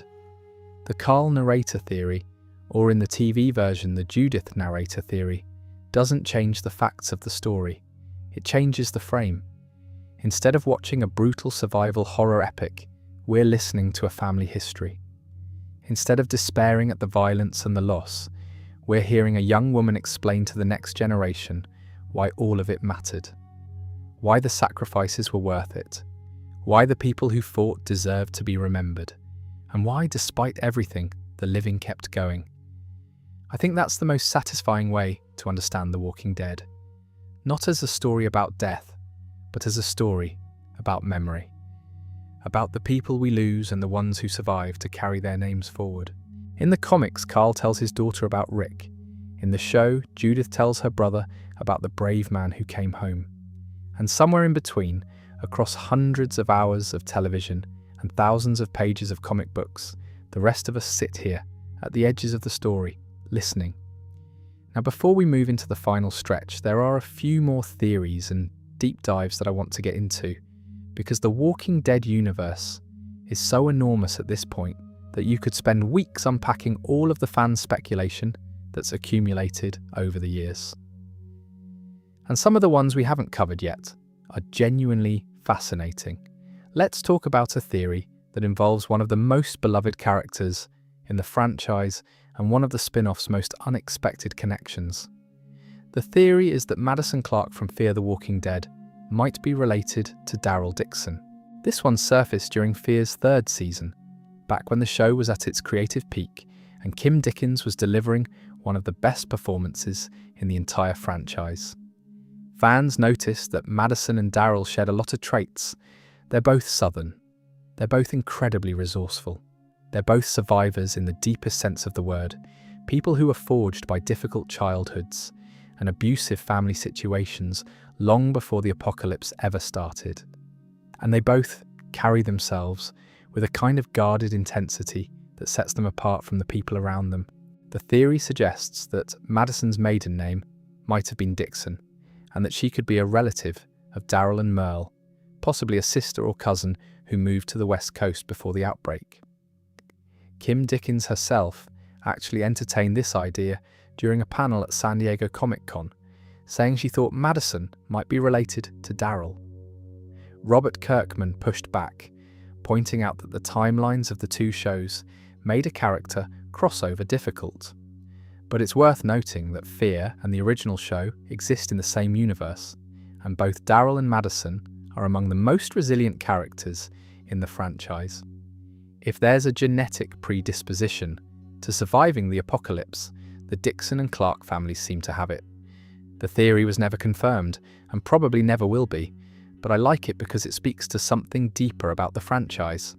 The idea that the people who survive aren't random, that there's something in certain people, some combination of trauma and toughness and sheer stubborn will, that makes them more likely to endure. Daryl was abused as a child. Madison was abused as a child. Both of them learned to fight long before the dead started walking, and both of them became leaders not because they sought power, but because the people around them recognized that quality and gravitated toward it. There's a related theory about Daryl specifically that the show has been quietly exploring for years. It's about Daryl's romantic life, or more specifically, his apparent lack of one for most of the franchise. For 11 seasons of the original show, Daryl never had a romantic partner. He never kissed anyone on screen. He never expressed romantic interest in anyone, male or female. Other characters flirted with him, tried to set him up, made jokes about his love life, and Daryl deflected all of it.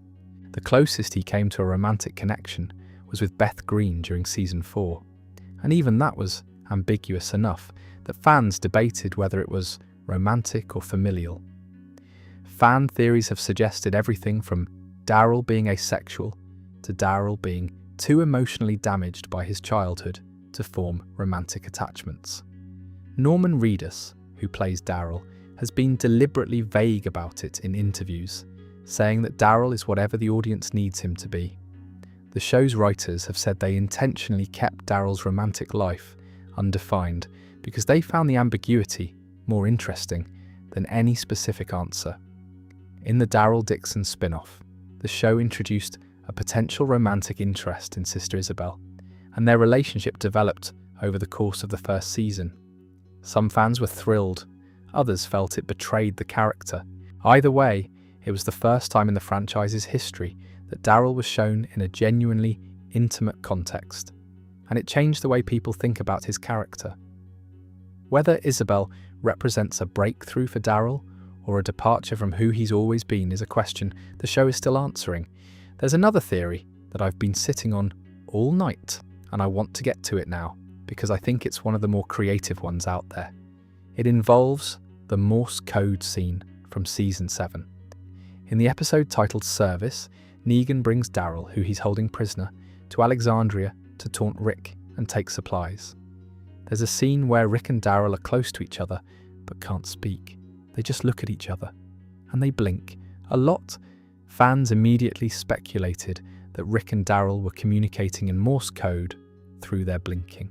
Someone even went through the scene frame by frame, trying to decode what messages they might be sending. There's even a piece of artwork in Rick and Michonne's house in Alexandria that depicts Morse code, which fans pointed to as evidence that Morse code exists and is known within the show's universe. The theory gained enough traction that Scott Gimple, the showrunner at the time, had to address it directly.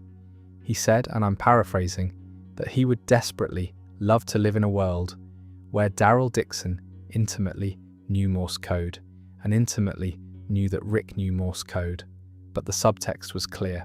It wasn't actually happening on screen. Still, the theory has a real-world precedent that makes it hard to dismiss entirely. In 1966, during the Vietnam War, an American prisoner of war named Jeremiah Denton was forced to appear in a propaganda film by his North Vietnamese captors. During the interview, Denton appeared to be blinking excessively, as if his eyes were sensitive to the studio lights. But he was actually blinking in Morse code, spelling out the word torture for American officials who might be watching. It's one of the most famous uses of covert communication in history. And the parallel to Rick and Daryl's situation, two men being held captive by a tyrant, communicating secretly right under his nose, is almost too perfect.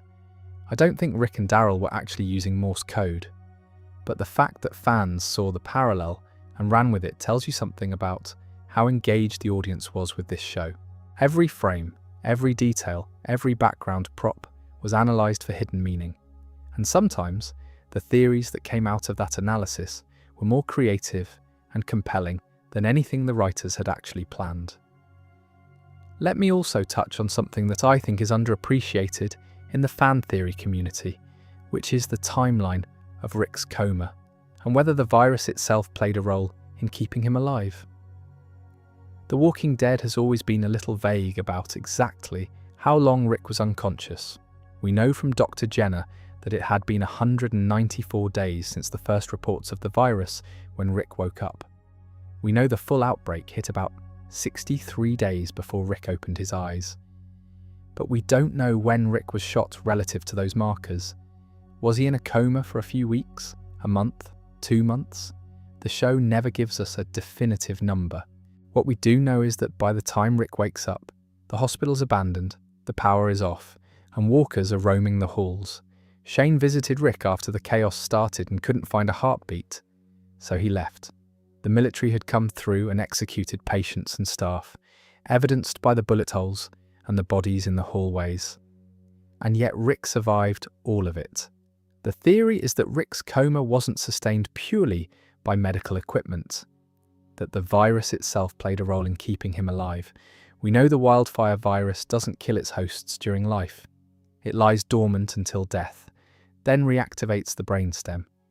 But what if in certain people, particularly those who are already in an altered state of consciousness, like a coma, the virus does something different? What if it enters a kind of symbiotic relationship with the host, sustaining their basic biological functions at a minimal level? Not enough to wake them up, but enough to keep their heart beating and their organs functioning, even without food, water, or medical care. It's speculative. There's no direct evidence in the show, but it would explain how Rick survived conditions that should have killed him within days. And it ties back to the broader immortality theory we discussed earlier. If the virus has a different effect on certain hosts, if it can sustain life, rather than just reanimate death, then Rick's impossible survival record might not be luck or plot armor. It might be biology. Weird, unprecedented, terrifying biology, but biology nonetheless. I'm not fully sold on this one, but I think it's a more interesting explanation than the alternative, which is that a doctor we've never met in a web series most people haven't watched happened to keep Rick alive through the chaos of the outbreak. The virus theory at least has the virtue of being consistent with the franchise's own rules. The virus is in everyone. It does something to the body after death. Maybe it does something before death too, something we haven't fully understood yet.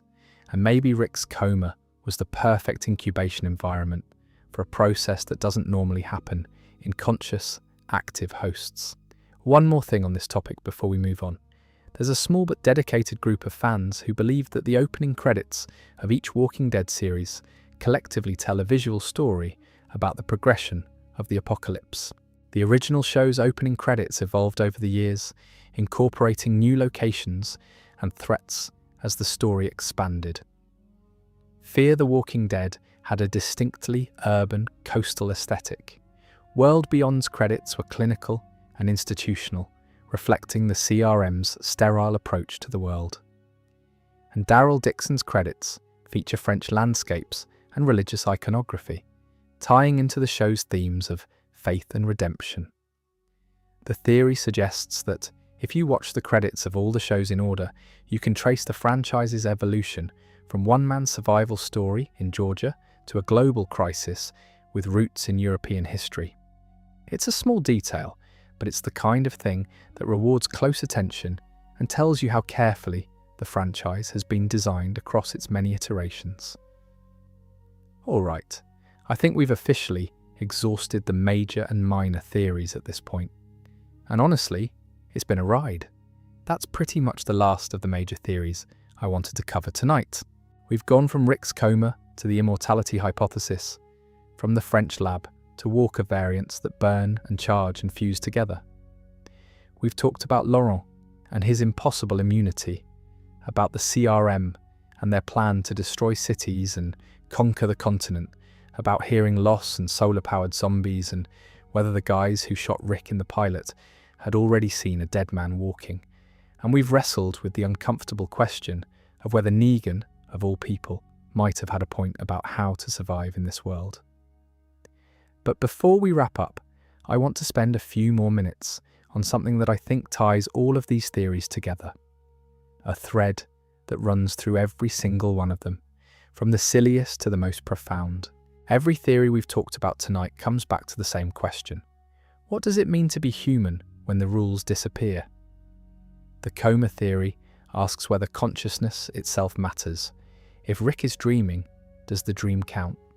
Do the relationships he builds, the choices he makes, the people he saves, do any of them mean anything if they're happening inside his head? The show says yes, they do, because Rick is not dreaming. The events are real, but the question lingers. In a world where death isn't permanent and the dead walk among the living, what separates a dream from reality? What separates a walker from a person? The answer, the show argues, is memory, purpose, love, the things that the virus destroys when it wipes the higher brain clean. The immortality theory asks whether survival is a blessing or a curse. If Rick literally cannot die, is that a gift or a prison? In a world this brutal, in a world where everyone you love will eventually die and come back as something horrible, living forever isn't paradise. It's an endless front row seat to loss. The theory is fun to think about, but if it were true, it would make Rick the loneliest character in fiction. A man who can't join the people he's lost, who will outlive his children and his grandchildren, who will watch the world decay and rebuild and decay again without ever getting the release of a final ending. The virus origin theory asks whether knowledge is always a good thing. The scientists at the French lab were trying to cure death. That's the noblest possible goal, but the result of their work was the destruction of civilization. They were reaching for transcendence, and they grabbed catastrophe instead. And the thing that haunts me about this part of the story is that they kept trying. Even after they saw what they'd created, even after billions died, they went back to the lab and tried again. And they made it worse. The variants, the burners, the ampers, all of them are the product of scientists who couldn't accept that they'd failed, who couldn't stop, who believed so deeply in their ability to fix what was broken that they broke it further. The Laurent immunity theory asks what hope actually looks like. Not hope as a feeling, not hope as a slogan on a poster, but hope as a biological reality.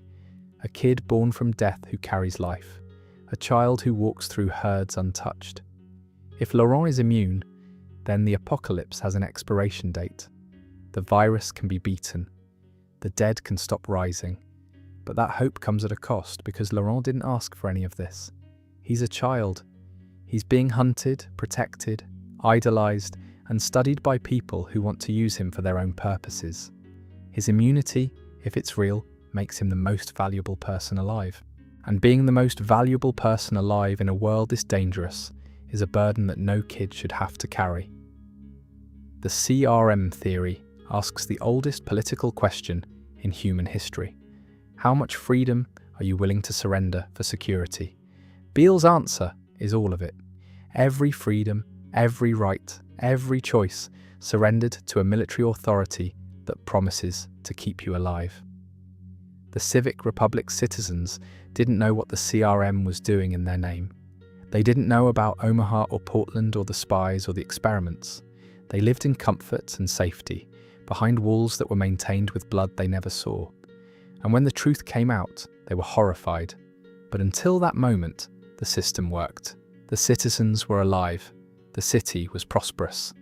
The question is whether ignorance of atrocity is the same as innocence. And the answer, according to the franchise, is no. And the Negan theory asks whether morality is a luxury or a necessity. In a stable world, with courts and laws and social contracts, morality is the foundation of everything. But in the apocalypse, does it still apply? Can you afford to be good when being good gets people killed? Negan says no. Rick says yes. And the fact that the show gives both of them lengthy, compelling arguments for their position tells you something about the story's ambitions. The Walking Dead isn't interested in easy answers. It's interested in the question itself. What I find most remarkable about all of these theories, honestly, is that they exist at all. The Walking Dead is a show about zombies. It airs on AMC between car commercials and pharmaceutical ads. It's not supposed to generate this kind of philosophical depth. And yet here we are, after midnight, talking about the nature of consciousness and the ethics of governance, and whether a French lab's attempt to cure death accidentally proved that death might be the one thing holding civilization together. That's not what zombie shows are supposed to do. But The Walking Dead has always been better than its genre suggested. There are a few more things I want to touch on before we start winding down, because the deeper you dig into this franchise, the more layers you find. One theory that I came across during my research that I think deserves mention is the idea that the walkers will eventually just stop being a threat on their own, without any cure, without any military intervention, simply through the process of natural decay. This theory has been around almost as long as the show itself, and it's based on straightforward biology. A human body, unpreserved and exposed to the elements, takes roughly 1 to 3 years to completely decompose. The soft tissue goes first, then the connective tissue, then eventually even the bones break down. If walkers are just reanimated corpses, then the clock is already ticking on them. Every walker we see is a little more decomposed than it was last season. Their skin is falling off, their muscles are deteriorating, their structural integrity is failing. Given enough time, they should crumble. Greg Nicotero's special effects work on the show has been consistent about this. The walkers we see in later seasons look dramatically worse than the ones from season 1. Their faces are caved in, their limbs are barely attached, some of them can barely walk, dragging themselves along the ground because their legs can't support them anymore. If this trajectory continues, it's reasonable to assume that within a few more years, the majority of walkers would be too decomposed to pose any real threat. They'd be piles of bones and dried leather, incapable of biting, grabbing, or even standing up. The problem, as we discussed earlier, is the variance. Natural decomposition might handle the standard walkers, the slow, stupid, decaying kind that Rick's group dealt with for 11 seasons. But the burners, the ampers, the fusions, those are different. Those are the product of a mutated virus, and they don't seem to follow the same rules. They're faster, stronger, more aggressive, and potentially more resilient to decomposition. If the virus continues to mutate, if new variants keep emerging, then the clock might not be ticking at all. The dead might be adapting faster than they're decaying. There's another theory I want to mention that's less about the science and more about the storytelling. It's the idea that the Walking Dead title doesn't refer to the walkers. It refers to the living. This one isn't really a theory so much as a widely accepted interpretation, and Robert Kirkman has basically confirmed it in interviews over the years. The Walking Dead aren't the zombies. They're Rick and his group.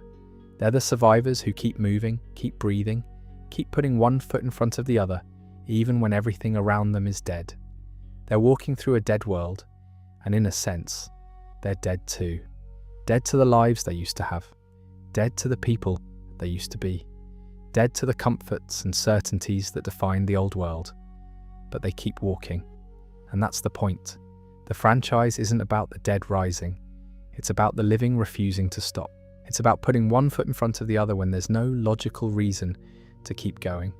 When the people you love are gone. When the world is gone. When everything you built has been torn down and burned, you keep walking. Because what else is there? Rick embodies this more than any other character. He loses Laurie. He loses Carl. He loses his community, his freedom, his hand. He spends years as a prisoner of the CRM, cut off from everyone he loves, writing letters to a wife he thinks he'll never see again. And he keeps going, not because he's immortal, not because he's dreaming, but because stopping was never an option. The man who tore out a stranger's throat with his teeth to protect his son is the same man who held his newborn daughter in a prison corridor and decided that the world was still worth fighting for. That's The Walking Dead. That's the title. That's the whole story. And I think that's why these theories matter. Not because any of them are necessarily true. Not because the coma theory holds up or the immortality hypothesis makes scientific sense. They matter because they prove that the story resonated deeply enough with people that they wanted to understand it better. They wanted to look beneath the surface and find meaning. They wanted The Walking Dead to be more than just a zombie show, and so they made it more. Through analysis and debate and speculation and argument, the fans built a layer of mythology on top of the franchise that enriches the whole thing. Every theory we've talked about tonight is an act of love. It's someone sitting down and thinking deeply about a story that moved them, asking questions the show didn't answer, and coming up with something creative and compelling. That's fandom at its best, not arguing about which character is strongest or which season is the worst, but genuinely engaging with the material and trying to make it richer. So whether you believe Rick is immortal, or that walkers are solar-powered, or that Negan was secretly running the most efficient community in the apocalypse, the fact that you're thinking about it, the fact that these ideas spark something in your brain, that's the real magic of The Walking Dead. The zombies aren't the point. The people are the point. The living ones, the dead ones, and the ones sitting here in the dark, listening to someone talk about a fictional apocalypse and finding pieces of their own life in it. There are a couple more things I want to cover before we head into the final stretch, because I'd be leaving things on the table if I didn't mention them. One theory that connects to the CRM discussion we had earlier is about the scope of the outbreak itself. For most of the original series, we only see a tiny slice of the world. Georgia, Virginia, a few surrounding states. The characters have no idea what's happening globally. They don't know if the outbreak is contained to North America or if it's everywhere. They don't have satellite imagery or international communication or any way of knowing whether there's a functioning government somewhere on the other side of the planet. Early on, fans speculated that the outbreak might be limited to the Americas. The idea was that other continents, particularly Europe, Asia, and Oceania, might have managed to contain the virus through faster responses, stricter borders, or simply geographic isolation. If an island nation like Australia or New Zealand sealed its borders quickly enough, the theory went, they might have survived the outbreak relatively intact. And if that were true, it would mean that somewhere out there, the old world still existed, planes still flew, the internet still worked, governments still governed, and the survivors in America were suffering through hell while the rest of the planet watched from a distance, either unable or unwilling to help. Fear the Walking Dead basically killed this theory by showing Mexico collapsing alongside the United States. The Mexican military was still fighting when we first see the country in that show, but they were losing. The infrastructure was failing. The virus was spreading, and World Beyond later confirmed through the CRM's intelligence that the outbreak was truly global. The French lab, the CDC, international research institutions, they were all trying to fight the same thing and they all failed. But the theory isn't entirely dead, because while the outbreak is global, we've seen through Daryl Dixon that different regions responded very differently. France, as ground zero, was hit hardest and earliest. But France also has the most advanced understanding of the virus, the most research, and the most variant activity. The implication is that other countries might have their own stories, their own mutations, their own communities and conflicts that we haven't seen yet. What's happening in Japan, in Brazil, in Russia, in sub-Saharan Africa? The franchise has barely scratched the surface of the global picture, and every new region we visit reveals something unexpected. This connects to a broader question that the franchise has been circling for years. Is there a cure? And if so, where is it? We've talked about Laurent as a potential biological key to a cure. We've talked about the French scientists who created the virus and then tried to undo it. But there are other threads worth pulling. Dr. Jenner at the CDC, before he destroyed the building, was in contact with researchers around the world. He was exchanging data. He was comparing notes. And while Jenner gave up hope, there's no guarantee that everyone he was working with did the same. Somewhere in the world, there might be a lab that's still operational, a team of researchers who survived the initial collapse and kept working, a backup server with decades of research data that nobody has accessed yet because the people who knew about it are all dead or scattered. The world beyond post-credits scene showed us that the French facility still existed, damaged and abandoned, but structurally intact. A researcher returned there, suggesting that the knowledge and the tools needed to develop a cure might still be recoverable. She was killed before she could do anything with them, but her intention proves that the idea of a cure isn't dead. It's just waiting for the right person to find the right data in the right place at the right time. And Laurent might be that catalyst. If he is immune, then studying his biology could reveal how the virus behaves differently in his system. What antibodies has he developed? How does his immune system interact with the pathogen? Is there something in his blood that could be synthesized and distributed as a treatment? These are the kinds of questions that scientists in the Walking Dead universe would be desperate to answer.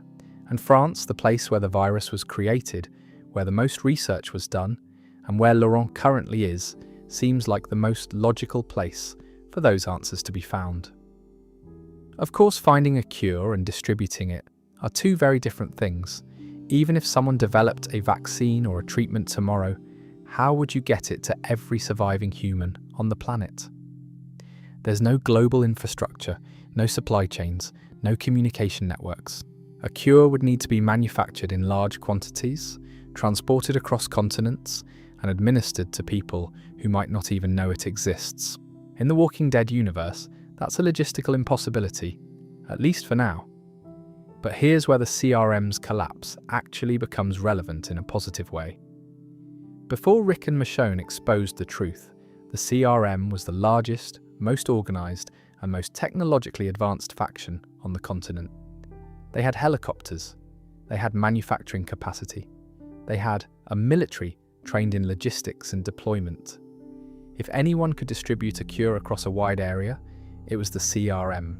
And now that the CRM has been reformed, now that its mission has shifted from domination to assistance, that infrastructure could theoretically be used for exactly that purpose. The helicopters that once carried soldiers to destroy communities could carry vaccines to save them. The supply chains that once fed a military machine could feed a humanitarian one. It's optimistic, maybe too optimistic for a franchise built on suffering, but The Ones Who Live ends on a note of genuine hope, with CRM helicopters flying supplies to communities in need and Rick and Michonne reunited with their children. The franchise seems to be saying that the darkest chapter is over and something new is beginning. Whether that something new includes a cure remains to be seen, but the pieces are in place. There's another angle on the cure question that I think is worth exploring, and it ties back to something Beale said during the Echelon briefing. He told Rick that the CRM's modelling showed humanity had about 14 years left. The math included Walker herd growth, disease transmission, agricultural failure, and population decline. 14 years until extinction. But Beale's model was built on the assumption that nothing would change, that the current trajectory would continue indefinitely, that walkers would keep accumulating, that communities would keep failing, that disease would keep spreading. He wasn't accounting for variables like Laurent's immunity, or the possibility of a cure, or the reformed CRM's capacity to support other communities. His model was a projection of the worst-case scenario presented as inevitable. That's the thing about doomsday predictions. They're only accurate if you assume that nobody does anything to change the outcome. And the entire point of The Walking Dead, the entire reason the story has lasted this long and produced this many spin-offs, is that people do things. They fight, they innovate, they cooperate, they sacrifice. They don't just sit in the dark and wait for the end. They get up and they try something, Rick tried something when he blew up the bridge. Michonne tried something when she tracked Rick down across the country. Daryl tried something when he agreed to escort a child he'd just met across a hostile nation. Negan tried something when he walked into Manhattan to confront his past. Eugene tried something when he made a radio call into the void and reached a stranger who would change his life. Over and over, across every iteration of this franchise, people try things. Sometimes those attempts fail catastrophically. Sometimes they cost lives, but sometimes they work. And when they work, the 14-year clock resets. That's the counter to Beale's model. Not a specific cure or a military solution or a scientific breakthrough, just a simple, stubborn refusal of human beings to accept the end.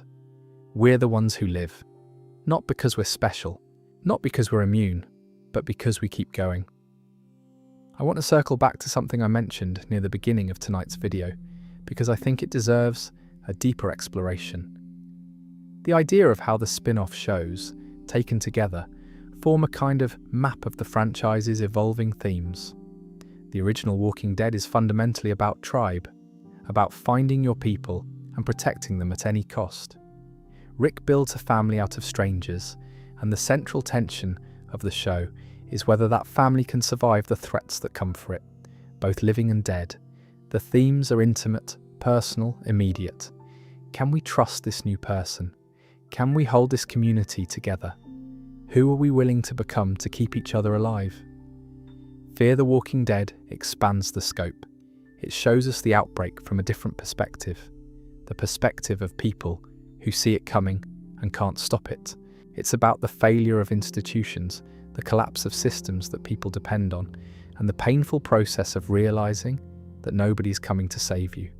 The military fails, the government fails, the social structures that held society together disintegrate, and what's left is raw human nature, beautiful and terrible in equal measure.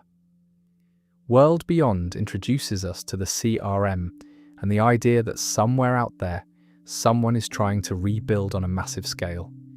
It's the most explicitly political of the spin-offs, dealing with questions of governance, institutional power, and the ethics of authority. The teenagers at the center of the show, Iris and Hope Bennett, grew up inside a walled community that the CRM controls. They don't remember the old world. They've been educated, housed, and fed by an organization that tells them it's saving humanity. Their father is a scientist who was taken to another CRM facility, and when the sisters set out to find him, they stumble into the truth about what the CRM has really been doing. It's a coming-of-age story wrapped in a political thriller, and while it was the shortest-lived of the spin-offs, lasting only 2 seasons and 20 episodes, its impact on the franchise was enormous. The post-credits scene in the Season 2 finale revealing the French lab origin of the virus is arguably the single most important piece of lore the franchise has ever produced. It answered the question fans had been asking for over a decade, and it set the stage for everything that came after. Without World Beyond, we wouldn't know where the virus came from. We wouldn't know about variant walkers. We wouldn't have the context that makes Daryl Dixon's trip to France make sense. For a show that a lot of fans skipped, it quietly did more world building than any other entry in the franchise. The Ones Who Live takes all of those threads and weaves them into a love story. But it's not a soft love story. It's a love story with blood on its hands. Rick and Michonne's relationship has always been the emotional center of the franchise, even when they were separated for years. Their bond was forged in the prison, tested through the wars against the governor and Negan, and nearly destroyed by the CRM. When Michonne tracks Rick down at the Civic Republic, she doesn't find the man she married. She finds a soldier, a shell, someone who has been systematically broken down and rebuilt by an organization that wanted to erase everything he was. Rick follows orders now. He's stopped trying to escape. He's accepted, or at least convinced himself he's accepted, that his old life is gone. And Michonne refuses to accept that. She looks at what the CRM has turned Rick into, and she says, "No, this isn't you. This isn't who you are. Come back to me." And through the force of her love and her stubbornness and her absolute refusal to let him go, she pulls him back from the edge. The show frames their reunion not as a happy ending, but as a beginning. There's still work to do. There's still a corrupt military to expose and a broken world to fix. But they're going to do it together, and that makes all the difference. Daryl Dixon takes the franchise overseas and asks what the virus looks like in a completely different cultural context. France has its own history, its own relationship with death and resurrection, its own religious and philosophical traditions that are centuries old. The show leans heavily into Catholic imagery, abbeys, nuns, holy relics, a child who might be the Messiah. It's a deliberate contrast to the secular, pragmatic survival stories we've seen in America. In France, people turn to faith because the science has failed them. The scientists created the virus and couldn't contain it. The military created variants and couldn't control them. So the survivors turn to God, to prophecy, to the idea that salvation might come not through a laboratory, but through a miracle. And whether Laurent is that miracle or not, the fact that people believe in him is itself a kind of salvation, because belief gives people a reason to keep going, a reason to protect each other, a reason to fight. And in the Walking Dead universe, having a reason to keep fighting is worth more than almost anything else. There's also a beautiful subplot about Daryl finding his grandfather's grave at an American military cemetery near Omaha Beach. Private William T. Dixon, who died in France during World War II. Daryl, standing at that grave, realizes that his family's connection to France goes back generations. He's not just a stranger in a strange land. He's following in footsteps that were laid down long before he was born. And Dead City puts two of the franchise's most complex characters, Maggie and Negan, in a box together and shakes it. Manhattan is the setting, but the real story is about grudges, about how trauma binds people together as much as love does, and about whether the past can ever truly be left behind. The Croat, a former savior lieutenant who now controls a faction in the ruins of Manhattan, is one of the most unsettling villains in the franchise. And Negan's relationship with him forces Negan to confront the person he used to be, the leader who created men like the Croat, the tyrant whose legacy of violence echoes through the ruins of a dead city years after his reign ended. Taken together, these shows tell a story that's bigger than any individual character or community. They tell the story of a species that was brought to the edge of extinction and refused to go quietly. Some of them fought, some of them built, some of them schemed and manipulated and destroyed. But all of them were trying, in their own way, to answer the same question. What comes next? The fan theories we've discussed tonight are, in a way, the audience's version of that same question. What comes next for the franchise? What comes next for the characters? What comes next for a world that's been broken and is slowly, painfully, tentatively trying to put itself back together? I don't know the answers. Nobody does, not even the showrunners, because the franchise is still ongoing. Daryl Dixon has been renewed. Dead City continues. More stories are coming. The Walking Dead universe isn't finished. It's still walking. And on that note, I think that's where we'll leave things for tonight. We covered a lot of ground. The coma theory and why it was debunked by the creator himself. The immortal Rick hypothesis and what it would mean if the virus actually worked the way it was supposed to. The French lab origin story and the terrifying implication that the apocalypse was caused by scientists who were trying to cure death. The variant walkers in France, the burners and ampers and fusions, and what they mean for the future of the franchise. Laurent, the boy born from a walker's womb, who might be the first immune person in the entire Walking Dead universe. The post-apocalypse baby theory, and the hope that the next generation might carry a natural resistance to the virus. The CRM and their monstrous plan to destroy cities, experiment on people, and conquer the continent in the name of survival. The hearing loss theory and why the survivors can't hear walkers sneaking up on them.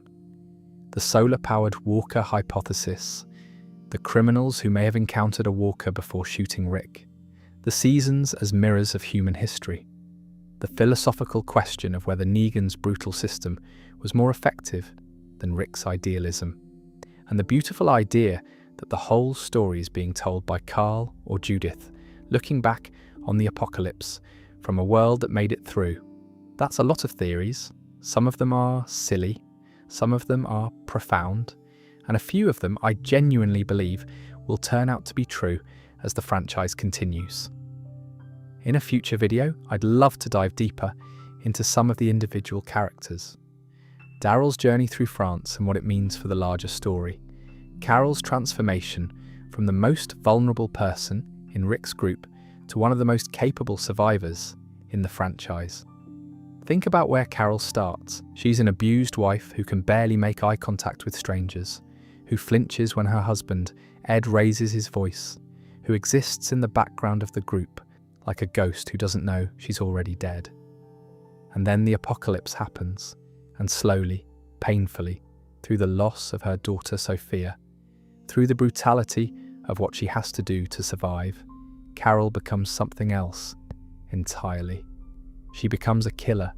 She becomes a strategist. She becomes the person who walks into Terminus covered in walker blood and single-handedly rescues the entire group. The distance between Carol in Season 1 and Carol in Season 11 is the greatest character transformation in the history of the show, and it raises its own set of fan theories about what the apocalypse reveals versus what it creates. Did the apocalypse turn Carol into a warrior? Or was the warrior always there, buried under decades of abuse and domestication, waiting for the world to crack open enough to let her out? I'd also love to explore Negan's redemption arc and whether redemption is even possible for someone who did what he did. The show clearly wants us to believe that Negan has changed. He saves Judith during a blizzard. He kills Alpha and brings her head to Carol. He works alongside Maggie in Manhattan despite knowing that she could kill him at any point, and nobody would blame her. He shows genuine affection for Herschel Rhee, the son of the man he murdered, which is either the most touching thing in the franchise or the most unsettling, depending on your perspective. The question of whether Negan deserves forgiveness isn't really a question about Negan. It's a question about us, about what we believe justice looks like, about whether we think people can change at a fundamental level, and about whether the good someone does afterward can ever outweigh the horror they committed before. The Walking Dead doesn't tell you what to think about Negan. It shows you his worst moment and his best moments and asks you to hold them in your mind at the same time. And the discomfort of doing that, the feeling of not knowing where you stand, that's the whole point. And Maggie's grief, the way it has shaped every decision she's made since that night in the clearing with Lucille. Maggie watched her husband get beaten to death while she was on her knees, pregnant, powerless to stop it. That trauma doesn't go away. It doesn't heal. It becomes architecture. It becomes the foundation of every choice she makes. When Maggie goes to Manhattan in Dead City, she's not just looking for her kidnapped son. She's looking for something to do with the rage that's been living inside her since Glenn died. She needs a mission. She needs a fight. She needs something to hit because the thing she really wants to hit, the past, is untouchable. There's so much more to talk about, and I'm looking forward to all of it. The Walking Dead has given us over a decade of stories, and the universe is still expanding.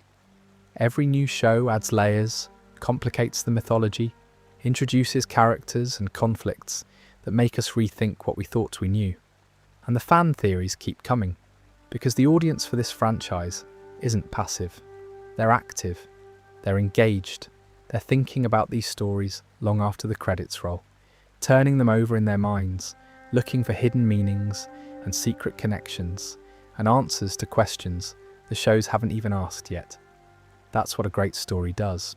It doesn't just entertain you, it lives in your head, it follows you around, it shows up in your conversations and your daydreams and your late-night Wikipedia spirals. The Walking Dead has been doing that for people since 2010, and judging by the theories we've talked about tonight, it's going to keep doing it for a long time. You know, It's funny, we started this video by talking about whether Rick Grimes was dreaming. And now, hours later, some of you might actually be dreaming. If you are, I hope it's a good one. And if you're still awake, I hope this was worth the trip. We covered a lot of ground. We went from Georgia to France, from the CDC to the Civic Republic, from a hospital bed in King County to a monastery in the French countryside. We talked about the dead, the living, the ones who survived, and the ones who are still fighting. But for now, I think we've earned some rest. If your eyes are getting heavy, that's perfectly fine. That's kind of the point. I hope some of these theories gave you something to think about as you drift off. Maybe you'll dream about the apocalypse tonight. Maybe you'll dream about a world that made it through. Either way, thank you for spending tonight with me. I really do appreciate it. Until next time, stay safe and sweet dreams.